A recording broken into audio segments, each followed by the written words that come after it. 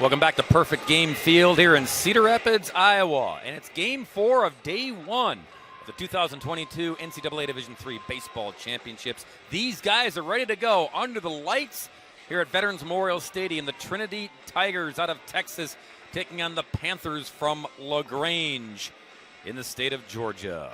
Greetings, everybody. Bob Brainerd along with my partner, Bill Brophy, and our terrific crew here in Iowa. 3 teams have punched their way into the winner's bracket.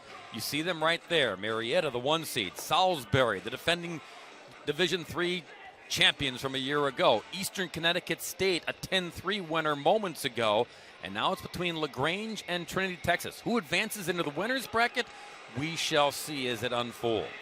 Everything's gone according to Hoyle so far today. The top seeds have won. They've got the better pitching. They're still all going to play in the winner's bracket tomorrow, and this should be a good one here. The matchup in this final game of the day. It's the 3rd-seeded LaGrange against 6th-seeded Trinity. These teams can both swing the bats, and as you say, it's going to feel of a primetime matchup with the lights. Billy Coleman will get the ball for LaGrange. He's 4-0 in the last year and 2 years in the playoffs. On the year this season, 10-1 with a 378 earned run average. This is his 17th appearance, 16th start, thrown 88 innings, allowed 76 hits, 37 earned runs, walked 28, struck out 85. So about a walk in or strikeout per inning for Coleman. Opponents hit .231 against this young man who's a junior from Hiram, Georgia. Good-sized kid at 6'3", 210 pounds, and he throws strike 1. And we're underway at 8:40 p.m. Central Time here in the state of Iowa. MJ Metz leading it off for Trinity, Texas, and he's behind 0-2 as Coleman ripping away here to kick things off. MJ Metz may be the biggest leadoff hitter I've ever seen. 6'5", 215 pounds. A big dude, isn't he? Yeah. He's their best hitter, 389 average, 12 homers, 57 knocked in.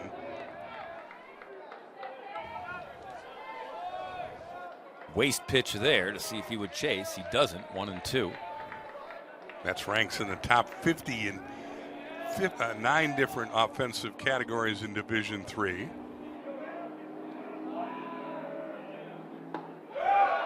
Missing 2-2. That was good plate discipline there. Wisniewski will follow. Then Gore, the center fielder. Brawlick is the DH in the cleanup spot. Then Vonderhaar, or rather Schaub, bats 5th, Vonderhaar 6th, Pettit the catcher 7th, Montressa the shortstop bats 8th, and Harris is the second baseman batting 9th for the Tigers. Count goes full after the first 2 strikes, and Mets sitting 3-2 now.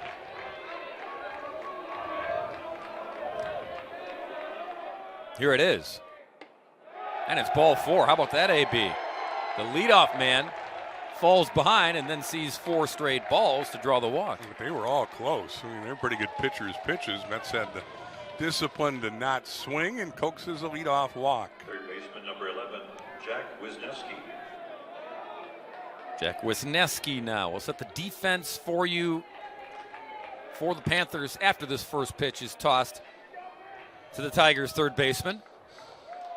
LaGrange wearing the home whites with the red trim. And Trinity opting for the charcoal gray and burgundy.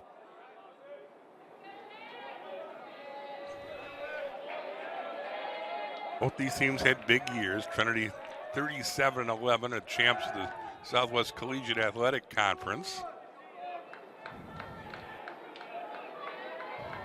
They averaged 7.3 or 7.4 runs a game. Hit 339 collectively with 66 home runs.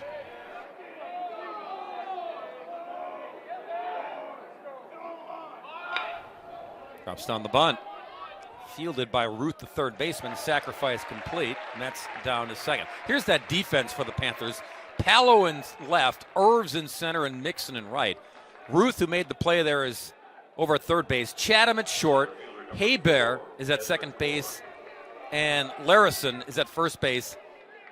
Smygelski is the catcher for the right-hander Coleman. One down. Here's Gore, the center fielder. Tim Scannell's a veteran coach in his 24th year. He plays a little small ball. When Betts gets on, he bunts him over, and now it's Gore. He has to bring him in. Gore's 361 hitter with 39 RBIs this year. Swings through that pitch.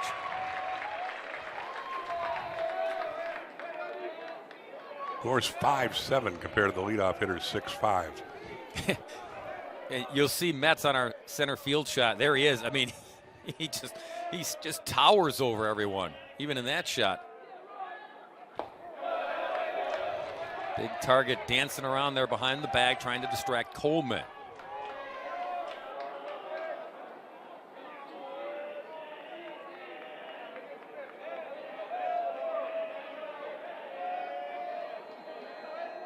One and one to Ezra Gore.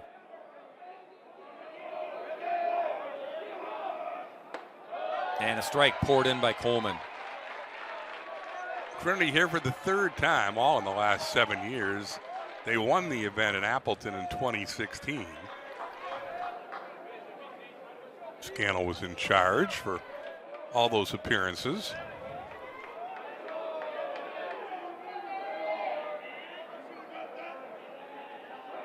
Gore waits. Got a piece to send it skidding to the backstop. Trinity went into Birmingham Southern and won 2 games in the Super Regional to get here. Yeah, that was impressive, wasn't it? Yep. Go down there and win 9-8 Friday, 14-8 on Saturday. Good team. Gore stays alive. Yeah, good team that they beat to earn this trip back to the Final 8.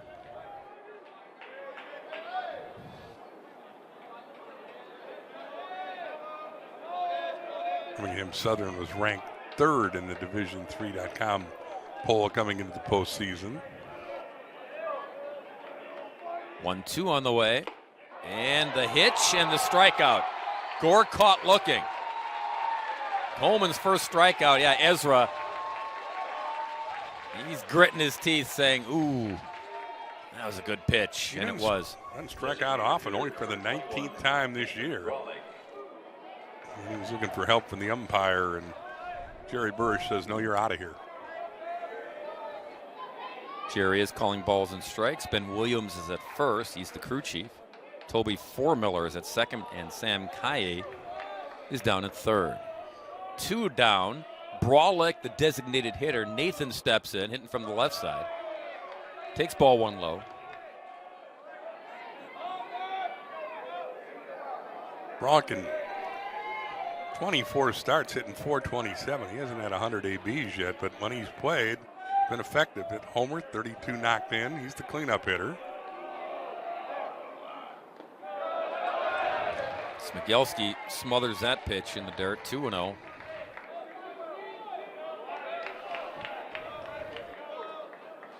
Winner of this game gets Eastern Connecticut tomorrow morning or tomorrow evening about this time, in the late game.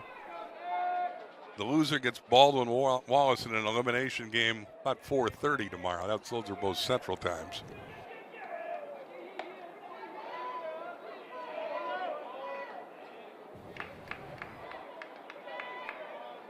Rest of the games are set as well, and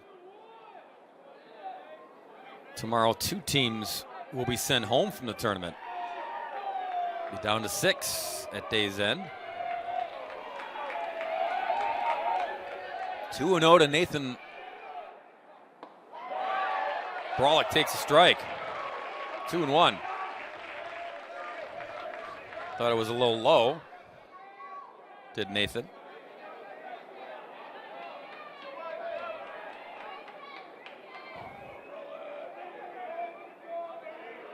Like a junior from San Antonio, where Trinity is located. Just got a piece of that one, 2-2. This is a roster of predominantly Texans, a couple California kids.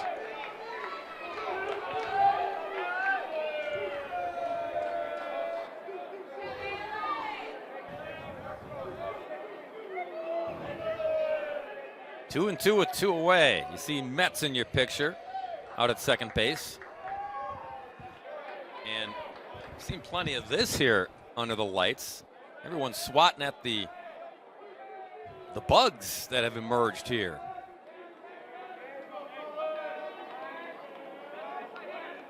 Pesky little varmints fouled off. There is no wind to blow the bugs away. Yeah, that's 70-degree night. an issue. Been a beautiful day here. In fact, there's not a cloud in the sky here at dusk, and there hasn't been all day, I don't believe. Beautiful day to play ball for these student athletes. Low humidity.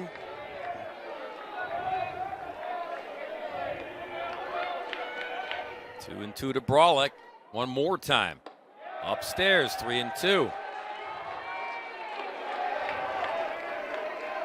Making Coleman work here and earn it in the first inning. 19 pitches so far.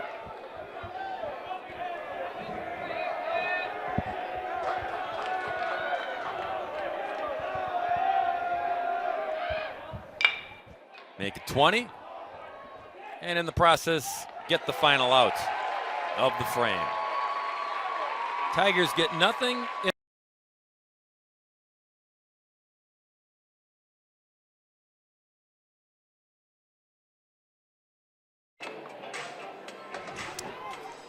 Well, the LaGrange Panthers certainly playing this game and many before it with heavy hearts. Two young men lost their lives. Tragic car accident. And a moment of silence here in Cedar Rapids prior to the national anthem as the teams both took the field.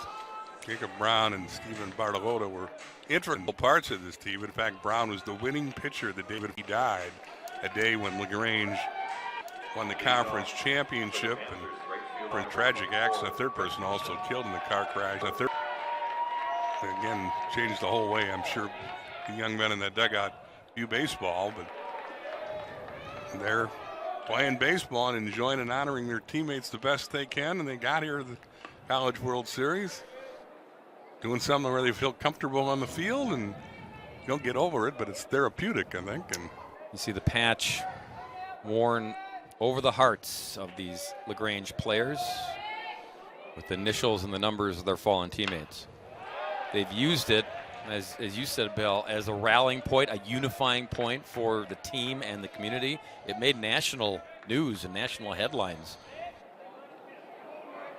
And sometimes you wonder if a team can go on, if the team is enough. Well, it was enough. LaGrange rallied behind it to use the family aspect to continue on in memory and to honor those two young men.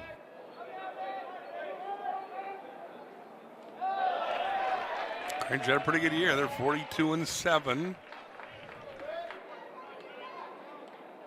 Seeded third in this tournament.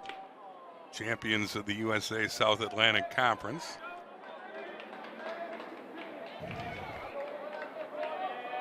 Jacob Brown, one of the young men who died in the crash, is the Rookie of the Year in the region down there. Nixon gets out of the way and runs the count full.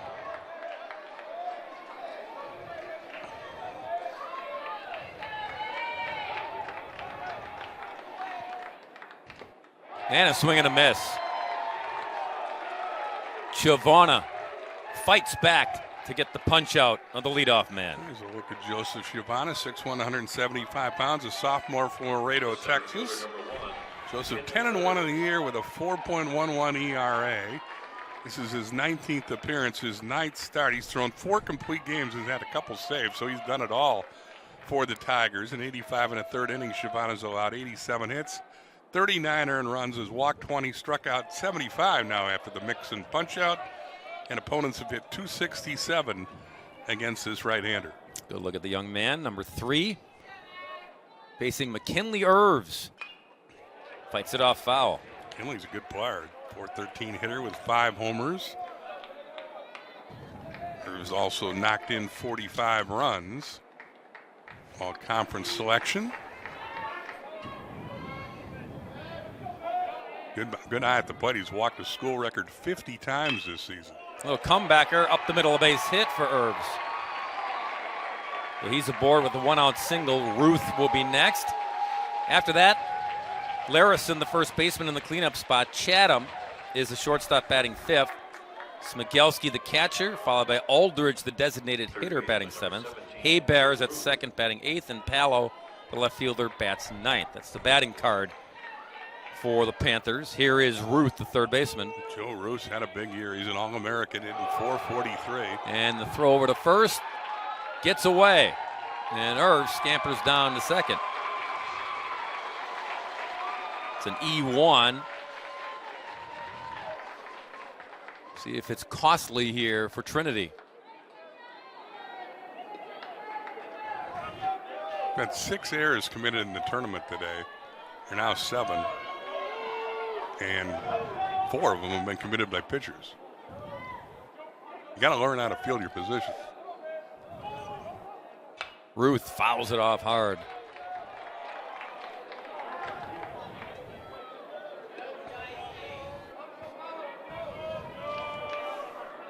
Ruth has only struck out 12 times in 229 at-bats this season. He's a first-team All-American. Monster year, monster numbers. Like 82 RBIs and 49 games numbers. And he's got an opportunity to knock in his 83rd here with a 1 out in the first. Yeah, got to be licking his chops here. Irv's out at second. He's a second-team All-American.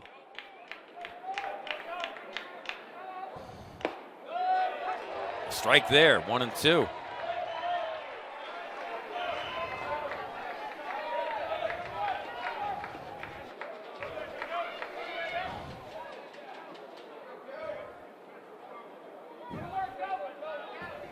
The lone All-American for this Trinity squad, he's behind the plate flashing the signs. Tyler Pettit, the catcher. 5th-team squad. According to D3Baseball.com. 2-2 to Ruth. Tough assignment here for the right-hander, Shavana. Took something off of that pitch. Stays in fair territory for Metz to make the play. 2 away. Irv's down to third. Big out, though, to get the guy's got 82 ribbies. Gets him to roll over on that ball, and going to feel better. Another left-handed hitter coming up to face Shavana here with 2 out. You got a problem with the bag at third? Herbs is putting his batting gloves on, I guess. Yeah, and he was, again, the bugs were bugging him, and you can see everyone's swatting at the air. 2 away. Larison takes ball 1. Jack's a .368 hit, 5 homers, 64 RBIs. Made the all-conference team as a utility player. Playing first in this game. He's also played left field and been the DH for the Panthers.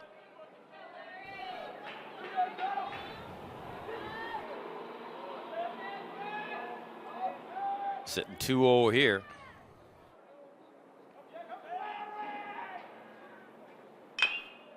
Little tapper. It stays fair on the infield grass. Throw to first in time. That's why he's an All-American catcher. That's a nice play. Pettit jumps out, gets the roller, nails Larison at first by a step, and saves his pitcher a run. Tough chance here for the Pettit, who calls off the pitcher Shavana, who is also attempting to make the play. Pettit throws a strike to first. We're scoreless after 1. Game 4 underway. To the second inning we go. No score. Trinity and LaGrange. There's our backup shot of Bill and I saying what a beautiful evening it's been. Look at that. Spectacular Chamber of Commerce here in Cedar Rapids. Got to be thrilled. Lovely evening in eastern Iowa. downtown Cedar Rapids, behind the center field fence.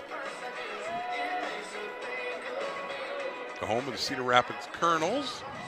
And this is the Twins Midwest League affiliate. Leading off the top of the second, left fielder It's a number bigger 42, ballpark Brian these Shaw. collegians are used to. A lot more room in the gaps and left and right center. Irv's pretty quick out there. He's got a chance to chase down a lot of fly balls. Shaw, the left fielder, will lead it off here in the second inning for Trinity. Swings and misses at the first offering. Jobs hit 16 home runs this year. 331 hitter with 61 RBIs. The short portion of this ballpark is down the left field line at 315 feet, but nobody's hit a home run in 3 games here today. Pretty good poke to center, where it's 400 to straightaway center field, 403, 407 feet to the absolute deepest parts of the ballpark and left and right center. Yeah, in a year where offense was up around the country, a lot of pinball machine numbers put up by teams this year, and not yet here. So let me check back with you come Monday. Yeah, things can change once We get you past get deeper in the first line pitching. Yeah. But as you pointed out, the wind really not a factor. Nothing right now, and when it's been a light breeze, it's been blowing left to right, but not knocking balls down especially. So they'll come. Balls will leave the yard before we leave the yard. I can wager on that as Schaub goes down on strikes. That's the first punch out by Coleman for him tonight. One away here in the second.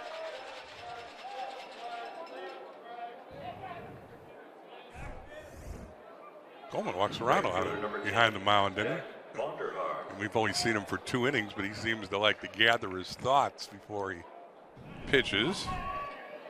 It takes a little stroll. Yeah. Here's the right fielder, Jack Vonderhaar. Swings through that offering.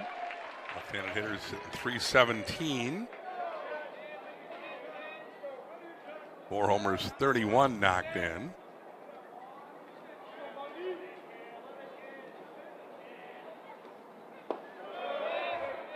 Holds off that time, 1-1. Vonderhaar is a senior from Woodinville, Washington. Found his way to deep in the heart of Texas.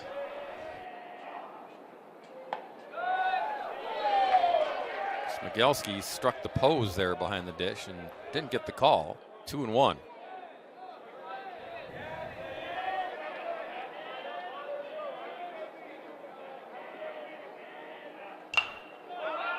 Fights that one off.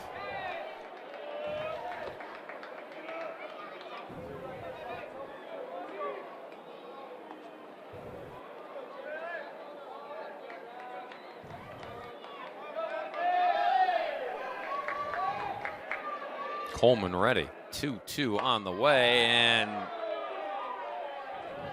just missed.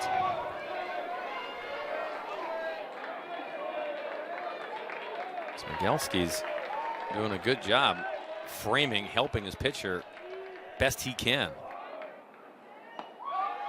Got him that time.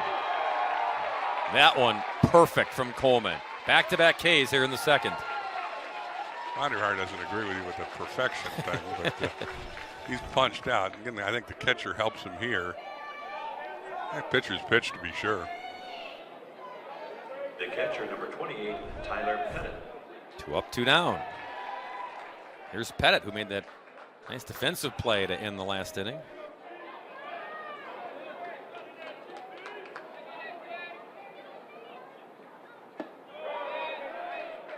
One and 0 to Tyler.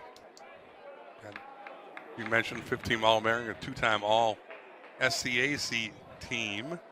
366 hitter with 10 homers, 36 RBIs. Boy, he takes it.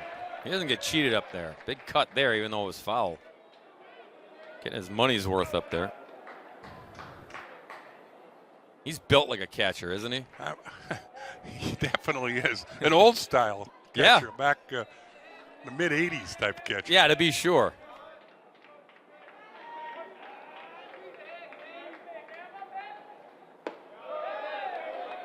2-1 to Pettit. They list him at 5'10", 180 on a Round Rock. Where else, right? 2-2 from Coleman. Hit the corner again.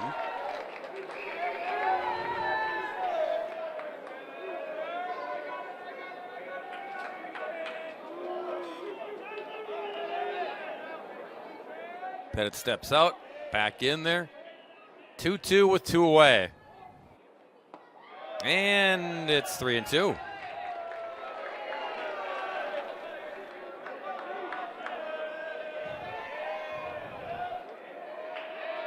It's got a little bit of Ryan Broad in him. Yeah. Steps out. My gets the thoughts. gloves. Yeah. Saw Coleman barking back at his catcher. This one falls in front of Palo for a base hit. Into second goes the catcher from Trinity. Give him a double. Got that one up in the sky, and Palo had to go a long way just to even try to get close to this one. And then when he did get close to it, it caromed off his glove and away from both outfielders, and it allowed Pettit to take an extra base. The shortstop, number And hustling all the way, getting dirty there to get that 2-bagger. First hit of the night for Trinity. And now Montressa, the shortstop, will try to make it hurt here with 2 away. Outside, ball 1.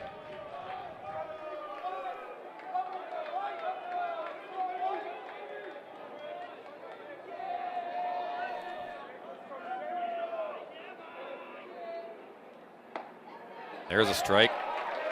Michael Montressa is a senior from Los Gatos, California. Hitting 345 on the year. 3 homers, 26 knocked in.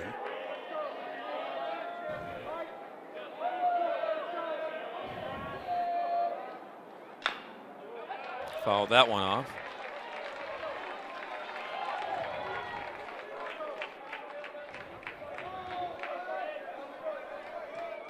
One and 2. Coleman trying to wiggle out of this jam, keep this a scoreless contest early in the proceedings.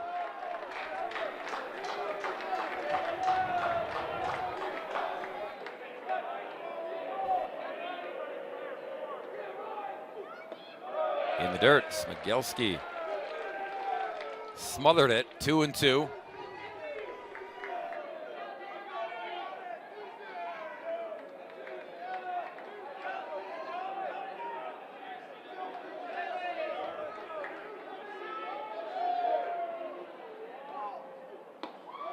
And the count is full. So Pettit's still out there at second base, hoping his teammate Montressa can barrel up, find something he likes, bring home the first run of the game for Trinity.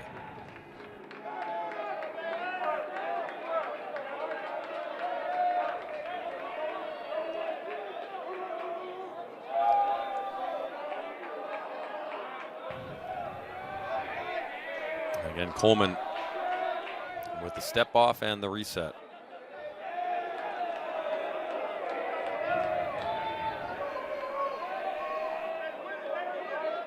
3-2 pitch on the way. Swing and a miss. Coleman battles, wins the battle, leaves Pettit stranded at second base. Middle of 2, no score here in Iowa.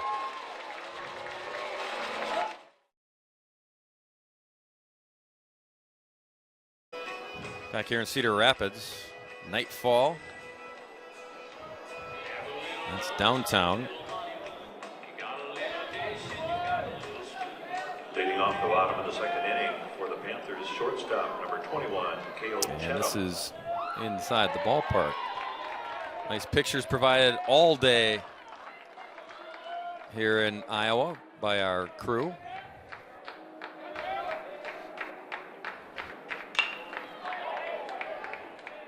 Chatham, first pitch to left. Caught out there by Schaub, one away. Inside out swing by Cale Chatham results in an easy can of corn. Schaub makes the play. Quick out for Joseph Shavana. The catcher, 25, David Smigelski. And now Smigelski, the catcher, his first AB.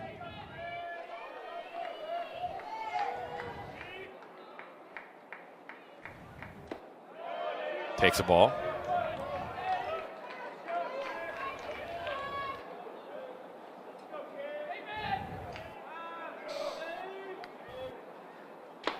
And swings through that one. A little extra something behind that pitch.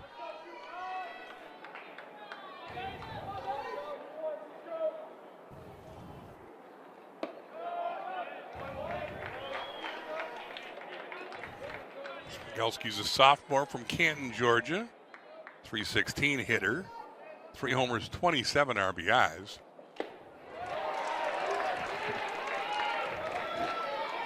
It's been every other pitch during this AB. Missing. And goes right after him and a swinging strike. 2-2 on the way. This one misses. 3-2. So then the next pitch should be a swinging strike. If this goes in order. But David will have something to say about that.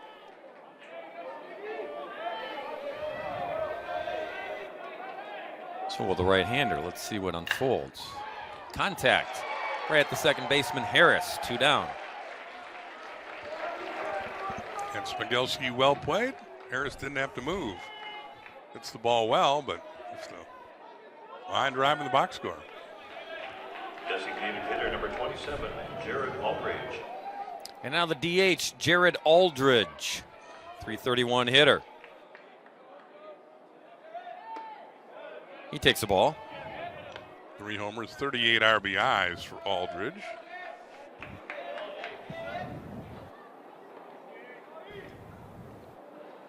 He's a catcher when he plays in the field out of Carrollton, Georgia.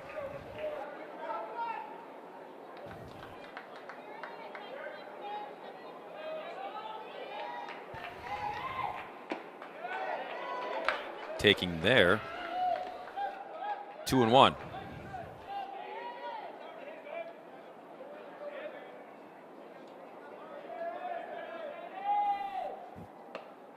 And there's a strike.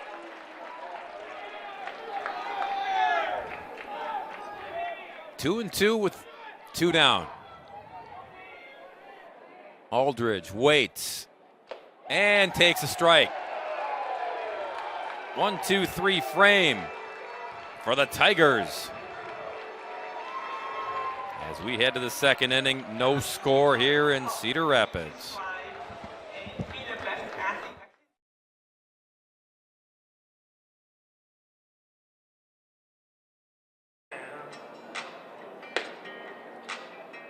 And there's the bugs that we've seen the players swatting at.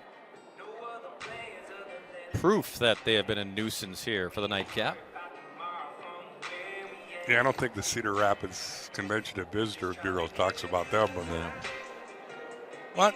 They should go away. Again, I don't know. With the breeze, they might not be a factor, but they've been obnoxious in the late game. Bothersome, right? Yeah, bothersom's a good word.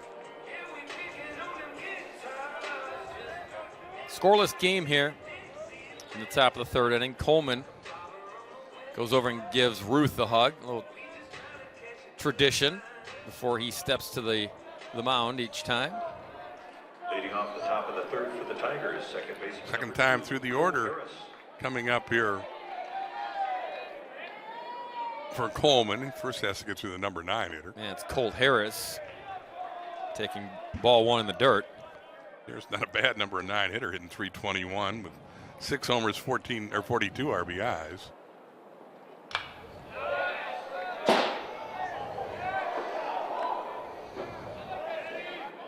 Harris, a sophomore out of Houston.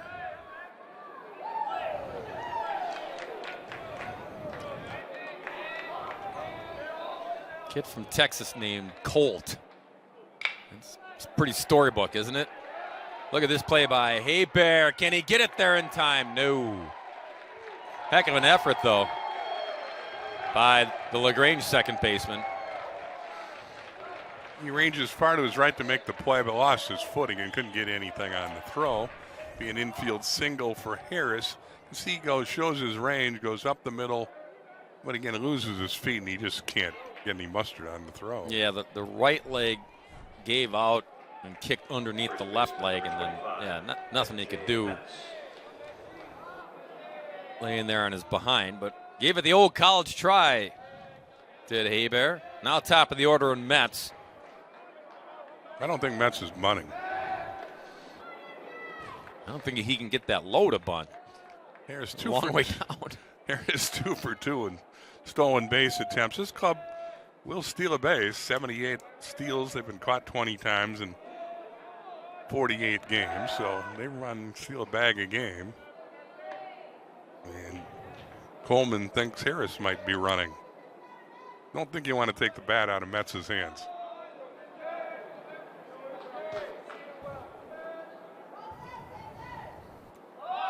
Look at that. He does show bunt. Uh-huh. He's only done that successfully once all year. Here's our camera guys with the pan up. Takes a while.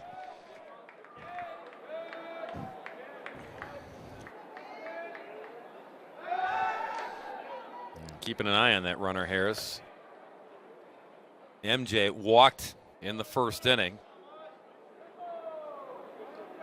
Wisniewski sacrificed him over, but that's where he was stranded. No damage done. The bunt was off. Ruth never believed he was going to bunt. Third baseman's even with the bag. I think he'd be checking on his dental insurance if he's going to play it on the grass with Mets at the plate.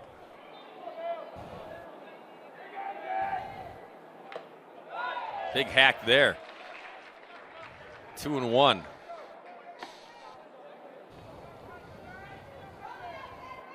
The other thing with a guy who's 6'5", it's an optical illusion, but that bat looks puny in his hands. Looks like a wiffle ball bat.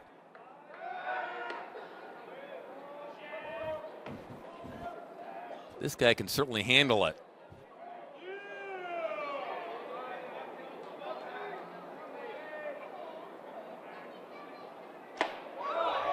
Takes a pitch there that it was close. 3-1.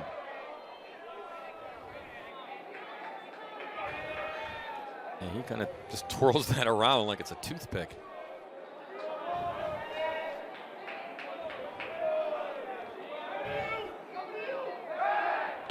Another throw over.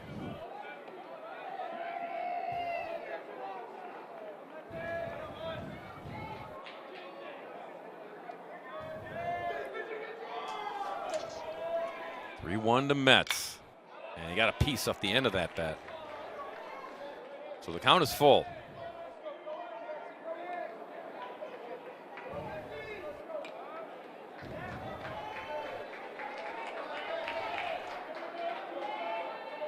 See if they want to send Harris here over at first base as he sneaks off the bag. He bluffs, and it's foul. Mets has struck out 58 times. Tim Scannell knows that, so I don't think he wants to risk a strike him out, throw him out.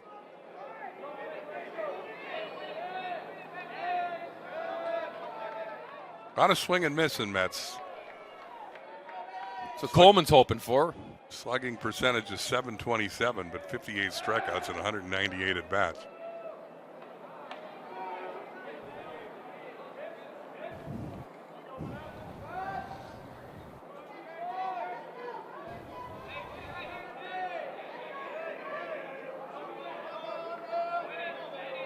Mets waits. Coleman delivers.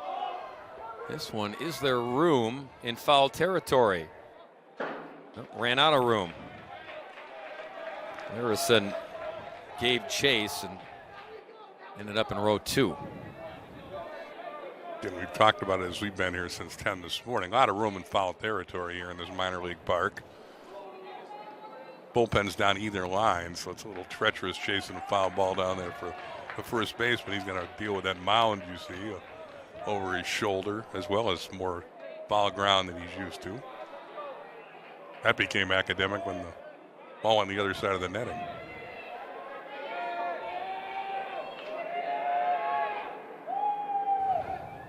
Runner stays put. Metz stays in the batter's box. Fighting off pitches.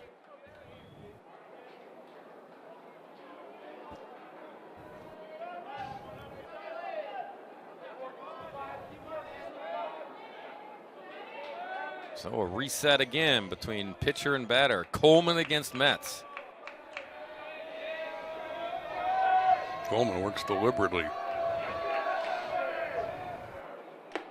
Strike 3 called.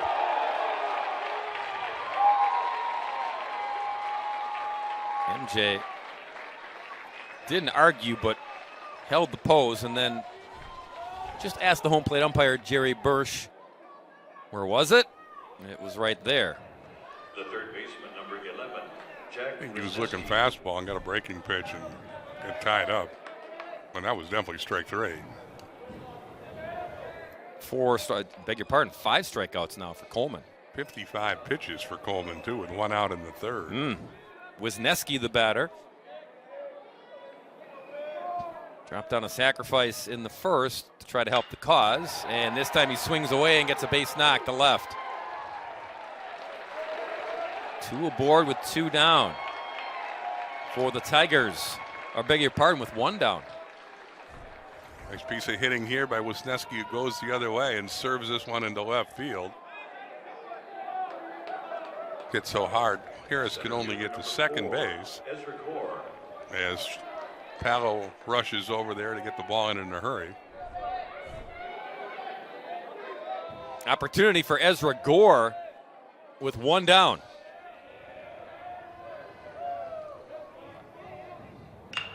Goes after the first pitch, pokes it to right. Mixon will get there. Makes the grab, throw comes in on a rope. 2 away. Yeah, Bondurant shows he can throw.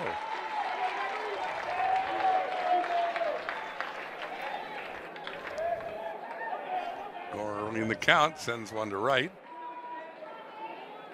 So it's up to Brolick. They're trying to bring in the first run of the game. He's the DH, grounded out to end the first inning. He'd like to change that narrative and keep this inning alive. 2 aboard.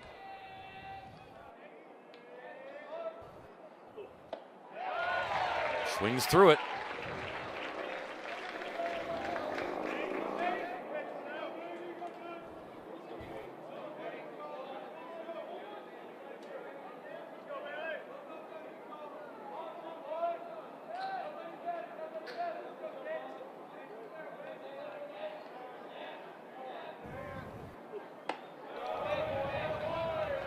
One and one to Brolick.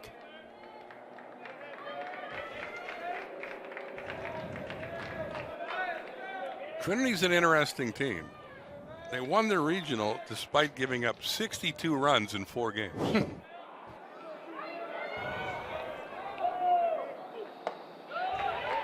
That's one of those believe it or not notes. They won 7-4, then won 18-13.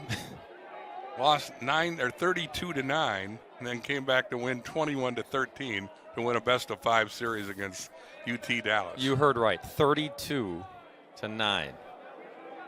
Baseball game.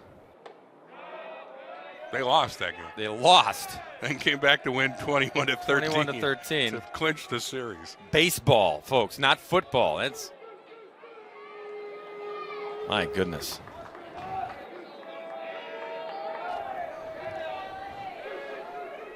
2-2 with 2 down and 2 aboard. Brolick looking for something to his liking here. Not there, outside, count is full. The Tigers followed up that regional performance by winning 9-8 and 14-8 at Birmingham Southern last weekend. in the Super Regional to clinch their ticket here, and for the third time in 7 years. So hold on, folks. It's only the third inning. Yeah. Crowd wants to see some of those runs here in Cedar Rapids. Runners will be moving. 3-2. Swing and a miss. Coleman delivers.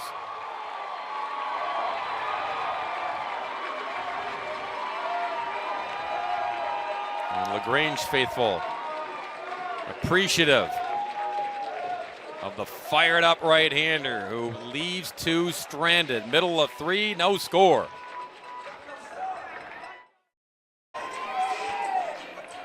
We head to the bottom of the third inning here in Cedar Rapids. No score. LaGrange and Trinity out of Texas. Both pitchers have thrown a lot of pitches in the early going, but both pitchers have found ways to get the outs when they need them and keep this game scoreless. Clearly, night has fallen in eastern Iowa. Clearly. On a clear night. Lights are in full effect here at Perfect Game Field. Hebert, the second baseman, is in there to kickstart the bottom of the third for LaGrange. Hallow to follow, then top of the order.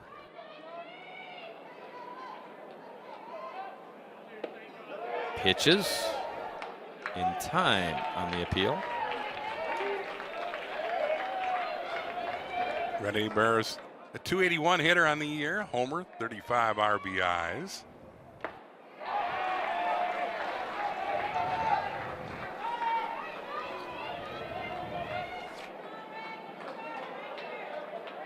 Two and two to the second baseman.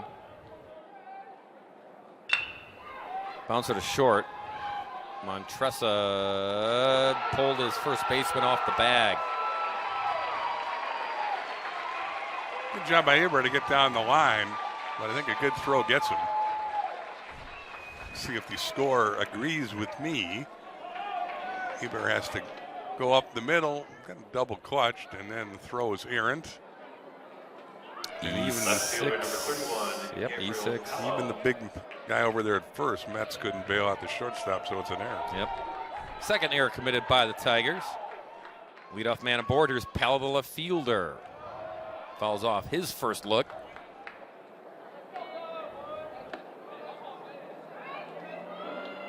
Talk about Colt being a Texas kind of name. How about Rhett being a Rhett Hebert? Oh, yeah. Louisiana. Yeah, that works. He's at first base.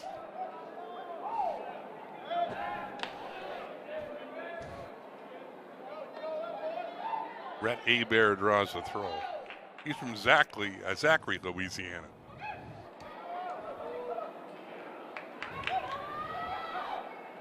Oh, and 1 to Gabe.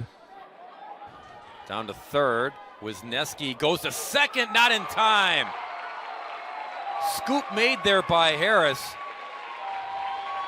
But Hebert went barreling in and got there before the ball got to the glove of Harris. Here it is. Tries to get the lead runner. Right fielder number 24. The throw's just late. I think that'll be a fielder's choice. Maybe they'll give him a hit. But instead of getting the safe out at first, Wisniewski gambled, tried to get the lead runner. And now they turn the lineup over for another Rhett Mixon at the plate. He's going to bunt. Pushes it foul.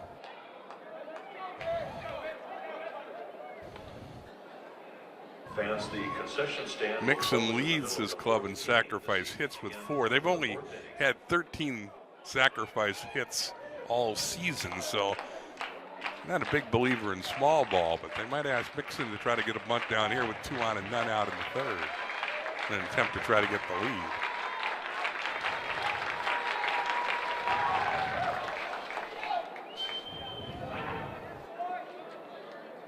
Mixon struck out in his first AB in the first.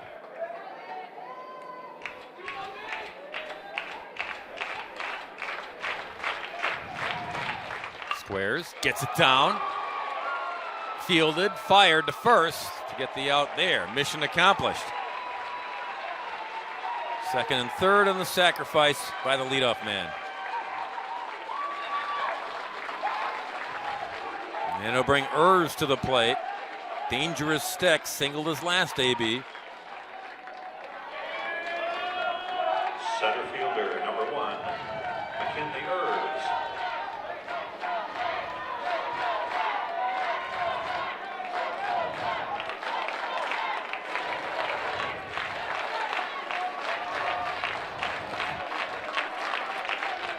McKinley waving that bat. Takes ball 1. Irvs and Ruth, the next 2 hitters, of 127 RBIs between them.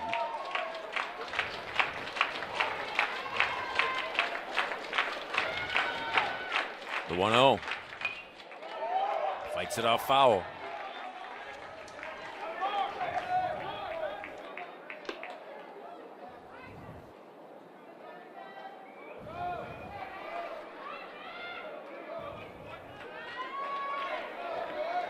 McKinley Irvs scored 90 runs this year. That's the most in Division III baseball.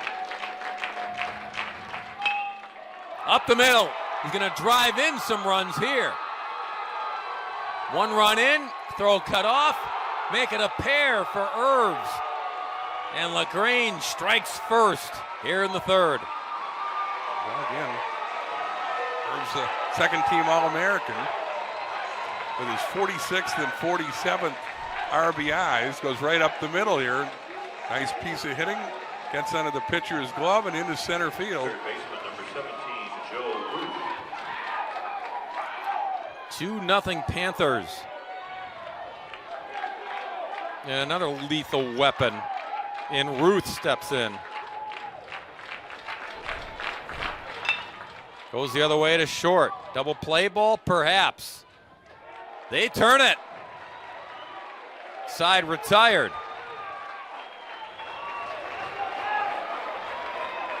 But it's LaGrange drawing first blood here in Game 4 on day 1. 2-0 our score after 3.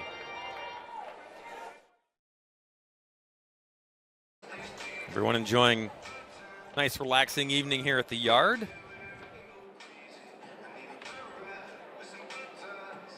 Long way from home for fans of LaGrange out of Georgia, Trinity out of Texas.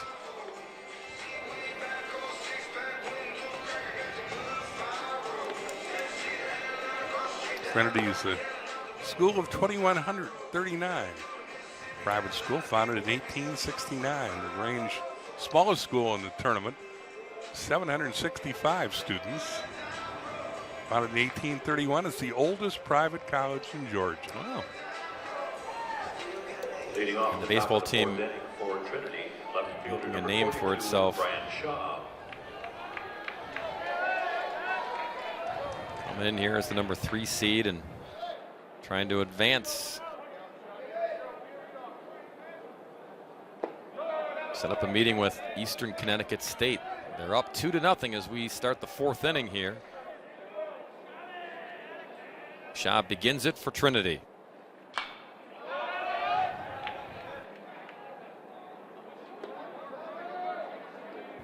Shaw was struck out leading off the second. One of 5 strikeout victims against Coleman tonight. There's a strike. 1-2. Ken Coleman has thrown a lot of pitches, 66, as he starts the 4th inning.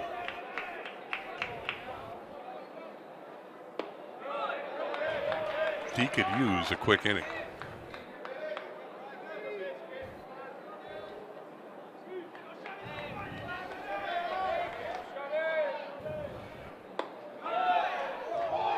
Strike 3 called. Schaub didn't think so. Locked him up with off speed. Mickey was looking for the gas and got a changeup. So to your point, Bill, he's throwing a lot of pitches, but that's 7th strikeout. Finding ways to throw the big pitches when he needs them. Vonderhaar fights that one off foul. Unless he gets a clean inning, I don't think you're going to see him past the 6th inning. Yeah, that's the issue. pitching a shutout so far, but it's labor intensive. Grange has had a pretty good bullpen. They got 15 saves collectively, 7 of those from Ethan Kramer, but the late Jacob Brown had 3. Chapman's got a couple saves. Hayden Stone has a save.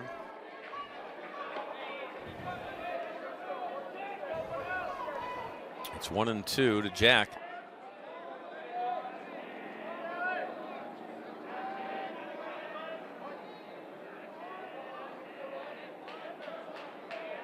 Vonderhaar waits, and he takes a ball. Shot for the corner and missed there.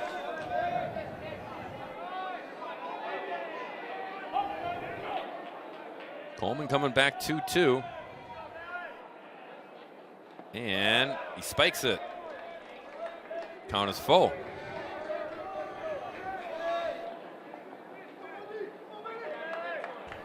Did you hear the announcement that the concession stand was closing in 15 minutes? You see the tear in my eye? Yeah. If you needed to leave, I'd clear up space for you, because I saw some of the fans leave their seats. To second, Hebert is there, 2 down.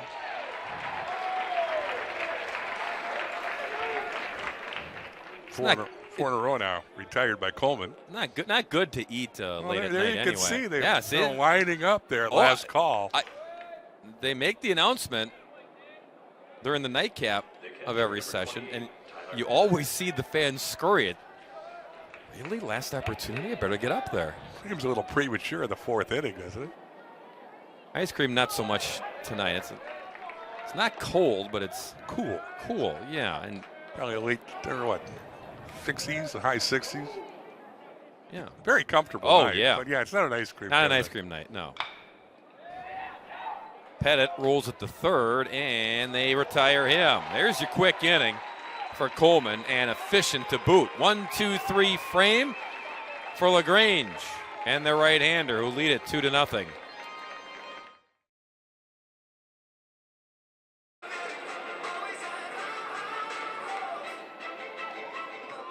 Bottom of the 4th inning, another look at downtown Cedar Rapids. Ooh, pretty colors changing right on cue on the Iowa Realty building.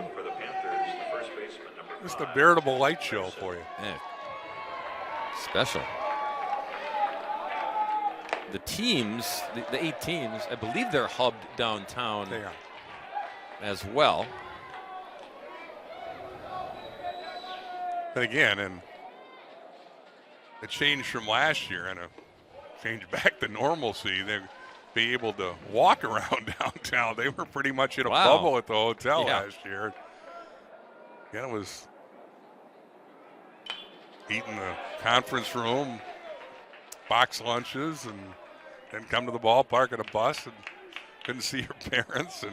And teams like normal, like we've seen tonight, if you're waiting to play the next game, you could sit in the stands and watch. That didn't happen last year. You stayed back, and then when the teams cleared the field, the next batch could come in, but they didn't allow you to sit in the stands waiting for your game to be played. So it was very regimented, and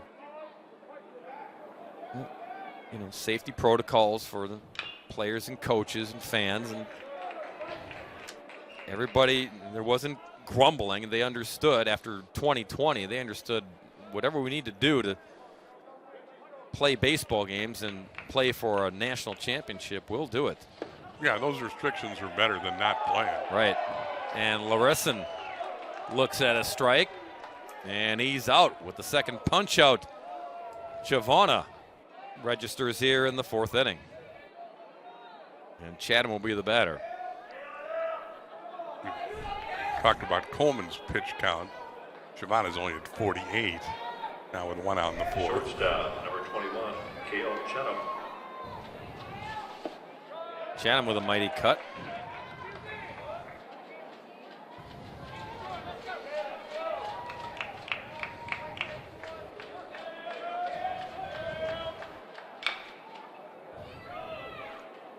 Trying to think. It was a year ago. No, do you remember any other restrictions or things we had in place on the field or in 21 that we're not seeing? You remember? Not really. I mean, again, they kept the coaches from not being able to sit with the fans, and they kept them in a restricted area. Kept them away from the press box for sure. Did not have a press conference. They did Zoom calls after the games with the stars of the game and the coaches. That's right. So it was different, but I mean, COVID was no fun for anybody. And as I said, at least they played last year when they didn't in 2020. And there were teams that were affected during the season with outbreaks of COVID. So they understood. They experienced it firsthand. And so for them to get here was a challenge in and of itself. A lot of players playing an extra year. NCAA granted an extra year eligibility to make up for 2020 when baseball was not held in the spring. So we've seen a lot of older players on teams here. That's one thing. Regardless of the sport, coaches are so confused. When guys take that extra year, they don't know what to call them. Okay, well, what year of college are you? They lose track. And especially if you redshirted along the way. And well, there aren't. It was almost straight through. I was going to say we don't have time to get into it. At the D3 level, there are no scholarships. Right. At the D1 level, there are scholarships, and you had to get kids their scholarships this year.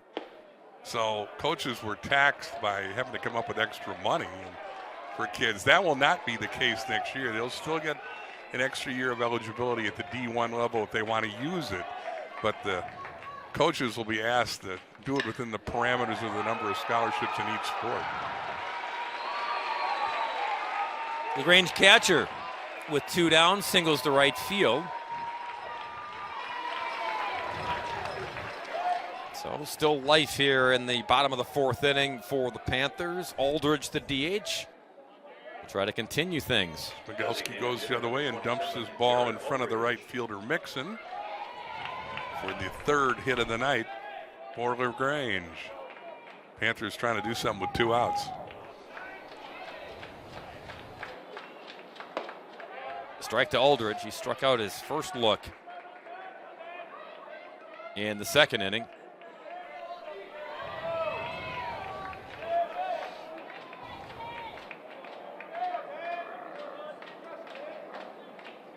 The 0-1 way outside.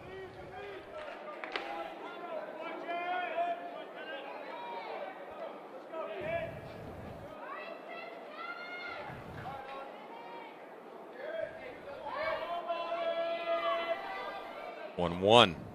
Swing and a miss. The ball tailing away from him. Aldridge struck out looking in the 2nd. That wasn't a good looking swing here in the 4th.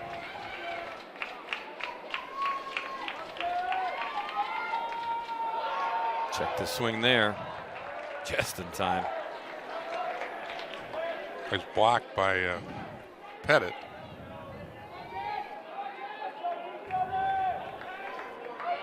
So 2-2 with 2 away.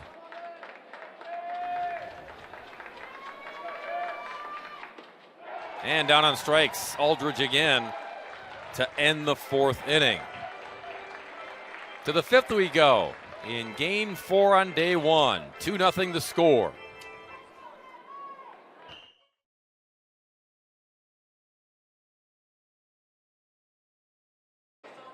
LaGrange in front of Trinity out of Texas. Coleman goes back to work here. Pitching a shutout so far. A lot of pitches to get to that point, but and himself a 1-2-3 inning in the 4th. David Kelton is the coach of LaGrange. Obviously, there's no handbook to go through what a coach has gone through to keep his team together this Star-Crossed season. Kelton's been there 9 seasons. It's compiled a 237-118 record. They've won 5 straight USA South Tournament championships. The former Cub, drafted in 1998 out of high school by the Cubbies. Got to the big leagues for a cup of coffee. It's a local guy.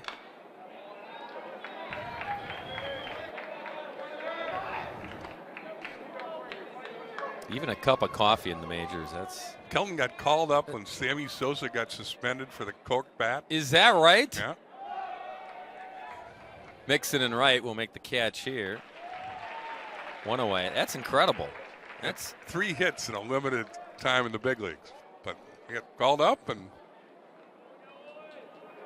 there was, along those lines, as Harris steps in, there was a Sports Illustrated article last year about Major League Baseball players who got the call up and then played one game or entered one game. And there was another article about NBA players who played 1 minute. Well, Kelton, I mean, he had a decent minor league career. Yeah. But that was his limited time in the big leagues. So because Sammy tried to swindle the game, it gave him an opportunity. Yeah.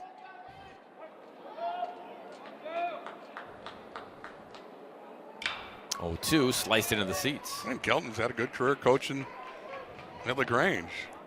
Young man. I mean, he's got a chance to coach for a long time.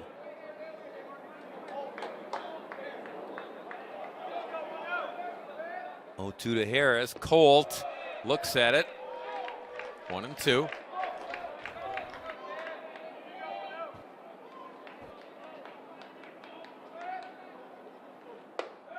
And down on strikes. Big cut through it. But he misses, and Coleman gets strikeout number 8. 2 away. Top of the order of Mets.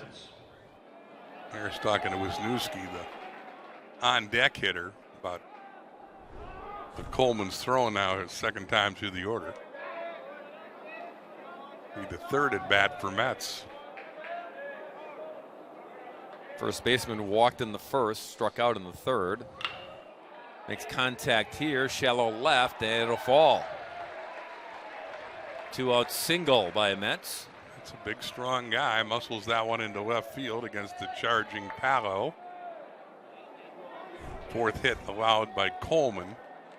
And he just muscles this into left field. Palo playing deep, and justifiably so, with the big 6'5" Mets. Can't get to it.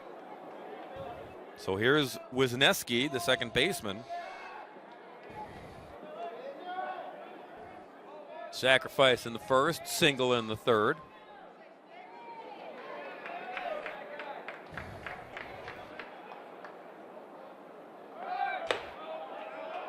Ball just outside. That's bluff going. Certainly caught the attention of LaGrange's battery. Mets 21 steals, been caught 5 times. He's the stolen base leader for the Tigers.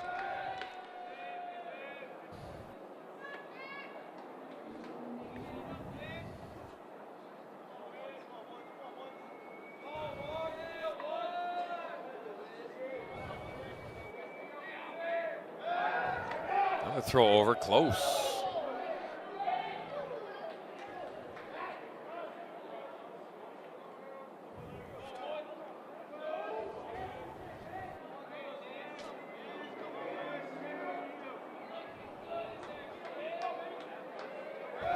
And again.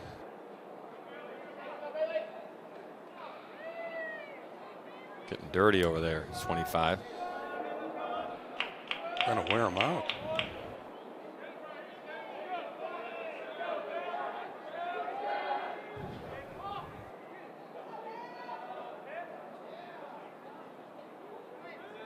And the cat and mouse continues.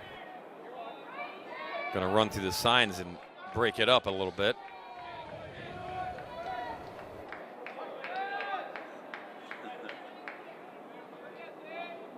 Count is 1-0 to Wisniewski. And he gets a pitch and takes a strike. 1-1.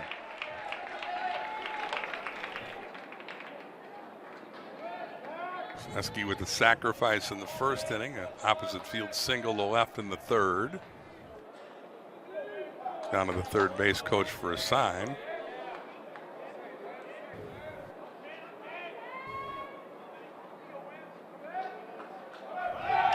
Runner was going.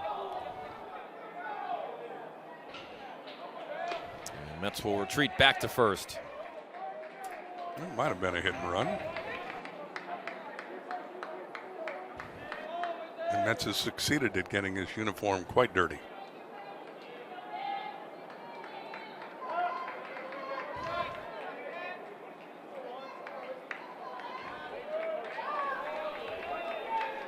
This will be the 88th pitch from Coleman.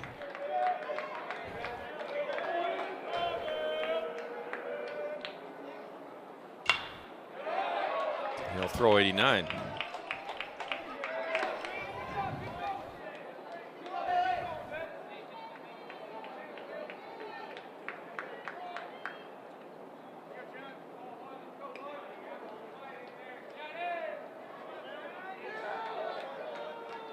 Winner of this game plays the late night game tomorrow night against Eastern Connecticut.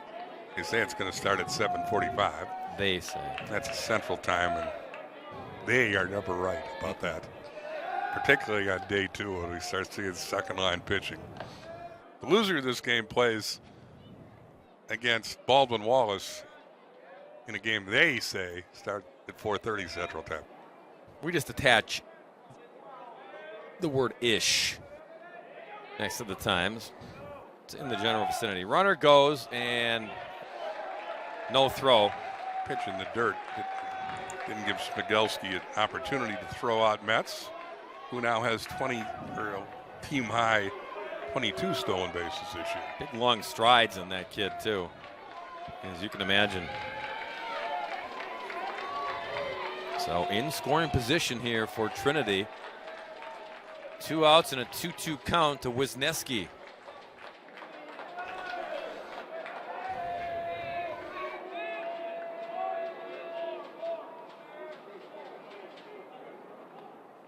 To the plate, bouncer behind second base, gloved by Chatham. Side retired. 2-run lead stays intact for the Panthers. One more look as we take it a break. Chatham gets a fortuitous hop here, but he makes a nice play. If he doesn't throw him out, Mets is going to score because the third base coach was waving the big guy in. Instead, the inning's over, and Trinity's still down 2. LaGrange 2, Trinity nothing. Bottom of the 5th inning. Leading off the second baseman, number 19, Brett. With the Panthers trying to add to their lead. 2 runs in the 3rd inning. Has them in front here. As Haber leads things off here in the bottom of the frame. They were scoring an unearned run when he reached on an error to lead off the 3rd. Bouncer over the pitcher at second base. Nice play by Montressa to get the first out. And now Palo, the left fielder.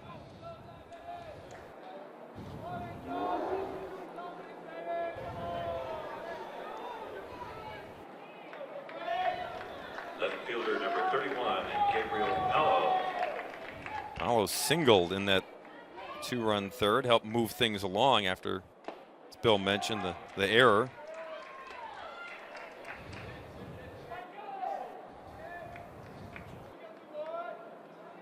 Oh, 1 to Gabe. To shortstop again. On Tressa again. Makes the play again. 2 away. And now Mixon at the top of the lineup card. Giovannis had his sinker working this weekend. 5 ground ball outs in the first 4 2/3 innings for the right-hander. Right fielder number 24, Brett Hickson. Also struck out 4. Hadn't walked anybody. Mixon trying just to bunt his way on.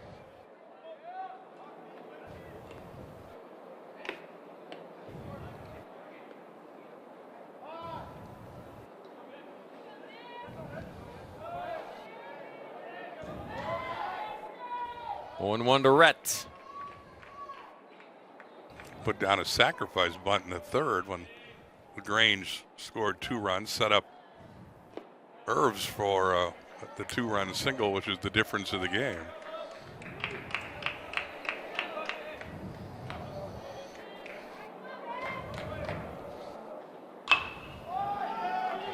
Little cue shot back to the pitcher. Got to throw fast and hard, and looked like it hit Mixon in the back. Gonna be an error though. It will be. It'll be third of the game for Trinity.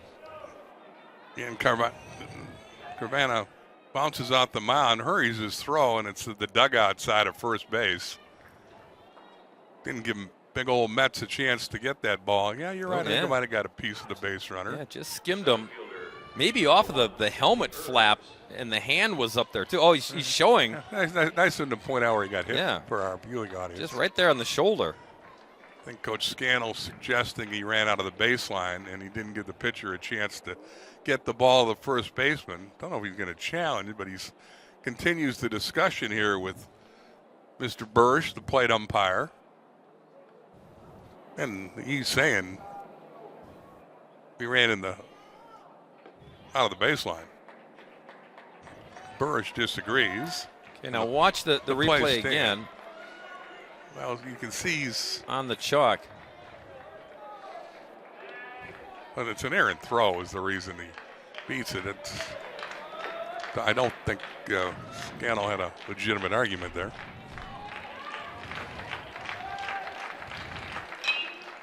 And I don't think he thought that because maybe it wasn't a reviewable play either. And it goes down as an error. Third of the night for Trinity. And Irvs, who drove in the 2 runs in this contest. That was a wicked foul ball. That is not a reviewable play, by the way.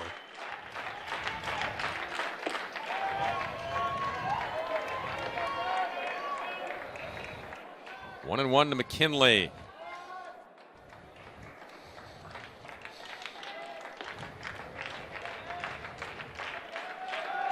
Shabana snap throw to first.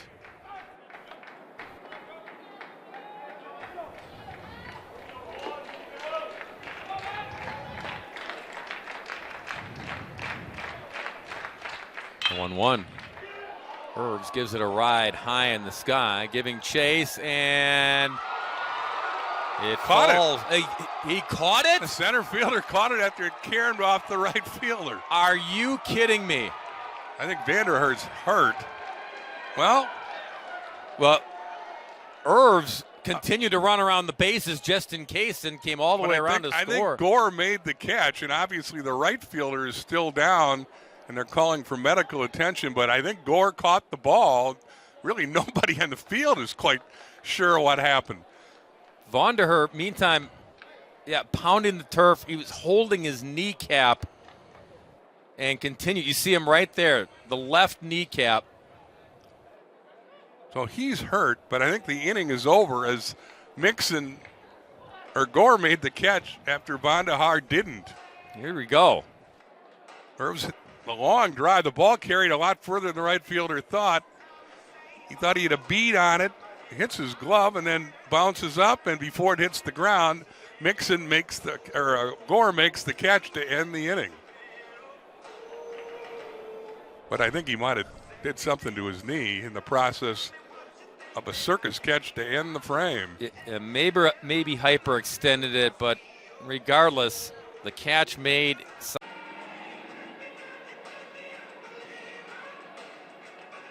Vanderheer needing assistance.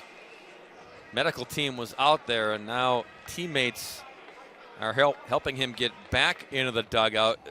One more look at what happened, and watch whatever you want, but it appears that his knee buckles as he's running backwards to try to make this catch, Bill. Well, look at Gore come a long way over here after it hits Vanderheer's glove, and Gore stays with the play and makes a shoot-top catch to end the inning. That's probably a catch that saves 2 runs. You don't want to see somebody get hurt, and Vanderheer, a senior,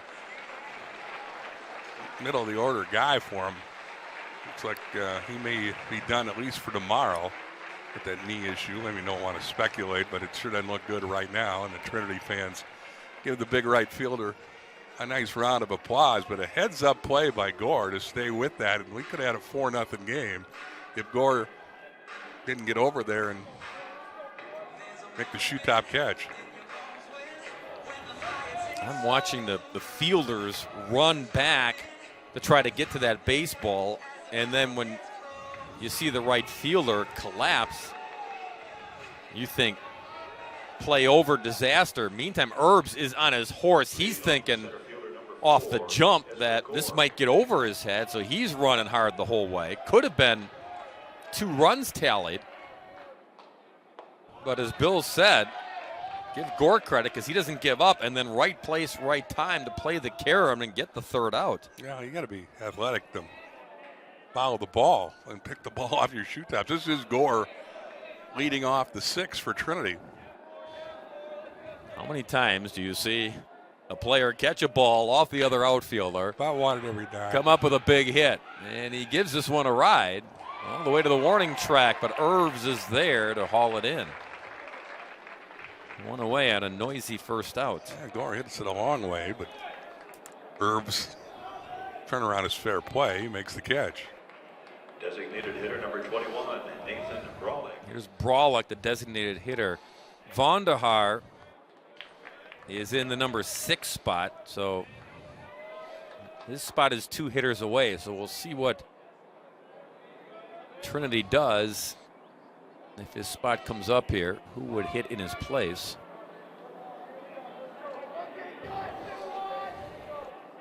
Brawley is 0 for 2. Ground out and a strikeout.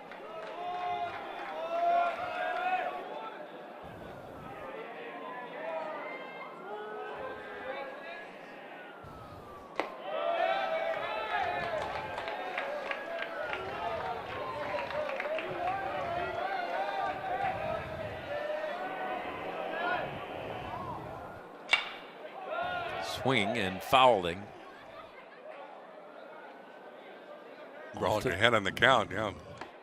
Late on that fastball. So it's 2-1 with 1 out. Schaub will be next, the left fielder.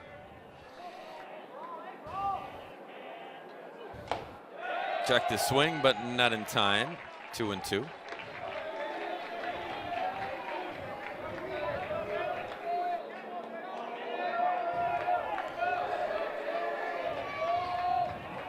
Coleman's only allowed 4 hits through 5 1/3. Has to go the other way with this one. Chatham is there. 2 down.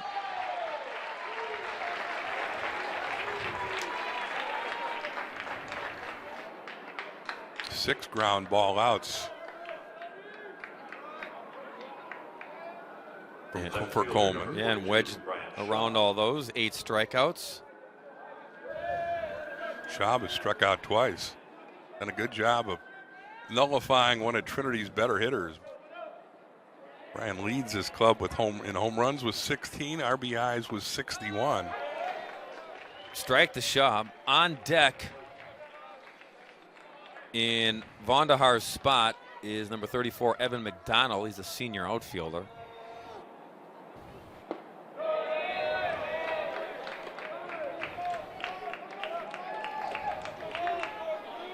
One and one to the left fielder.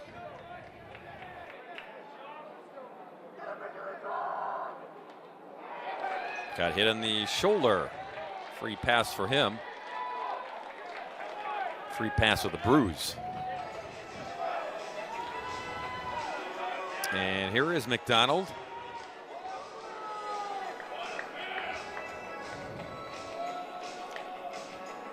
Evan McDonald's a .406 hitter, limited action. This is only his 33rd at bat. 4 of his 13 hits have gone for extra bases, including 2 home runs. Number 34, Evan McDonald. He's driven in 12. Scan would like to see Evan get a hold of one here off the bench. Evan's a senior from Pflugerville, Texas. 5'10", 200 pounds.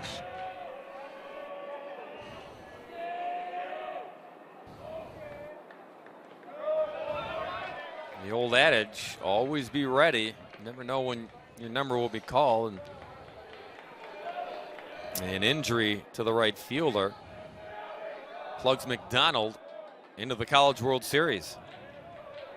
Coleman has now thrown 100 pitches.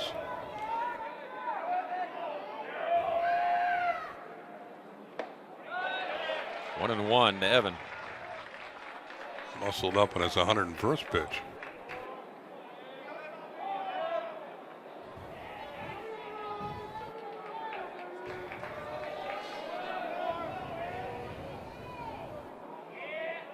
Coleman peeking over at first.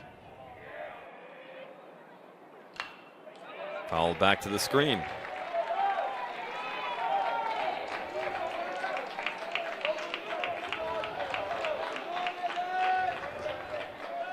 So the right-hander looking for the knockout punch here.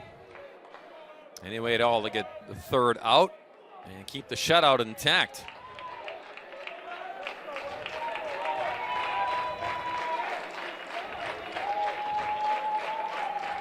One-two pitch on the way. Lifted in the air. Shallow right field. Second baseman Haybear calls and catches. Side is retired. Nothing across for Trinity in their half of the sixth inning. 2-0. The scoreboard remains.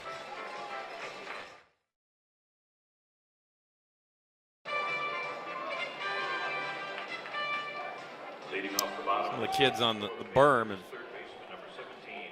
run out of steam, run out of gas, Bill. Talking about the kids or you and I? Well, that's a given. Kids, though, they use it all up during game number 3. Ruth, the first pitch, he likes it here in the bottom of the sixth inning and singles to left. That's his 102nd hit of the year. Puts him aboard to start the sixth. First baseman number 5, Jack Larson. Is the Division III leader in hits with 102. And Ruth is the threat to steal. 9 of 12 in the stolen base attempts. Jack Larson.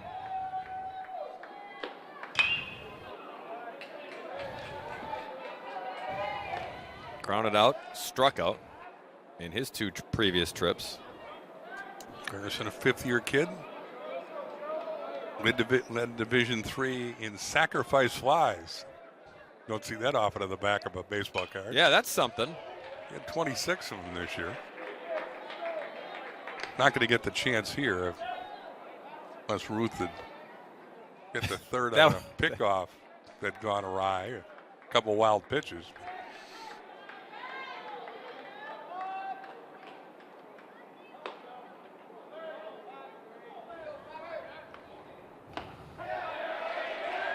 Strike, caught looking, and a strikeout. It goes for that young man, 1 away. Trevon has had Larison's number. That's the second time he's been caught looking tonight. I don't think he's crazy about the call, but I don't know what he's complaining about. Good pitch. Yeah. 1 away. Here's Chad on the shortstop. By the way, McDonald, you saw him at the plate there to end the top of the sixth. He remains in right field.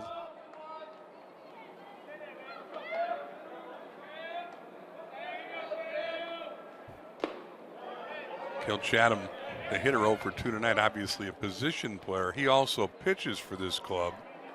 And you'll probably see him on the hill at some point in the tournament. He's got 3 saves and a 150 earned run average. And by the way, the bullpen is now active for LaGrange.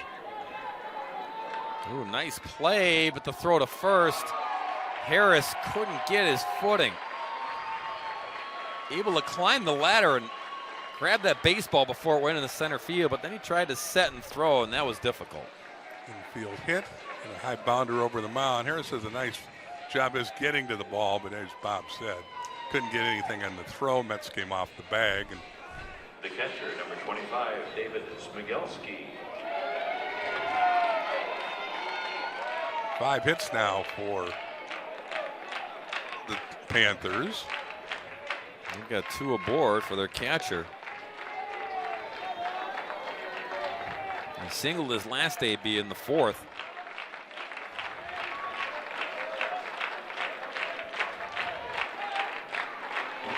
Fans making some noise. Squeezed by Pettit, 1-0.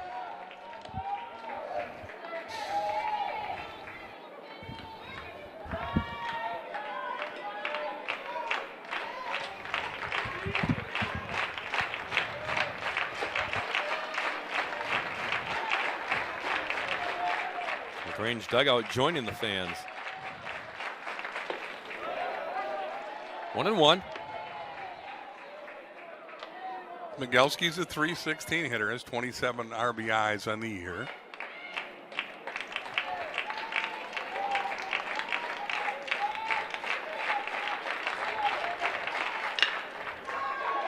Up the middle, and Harris can't find the handle.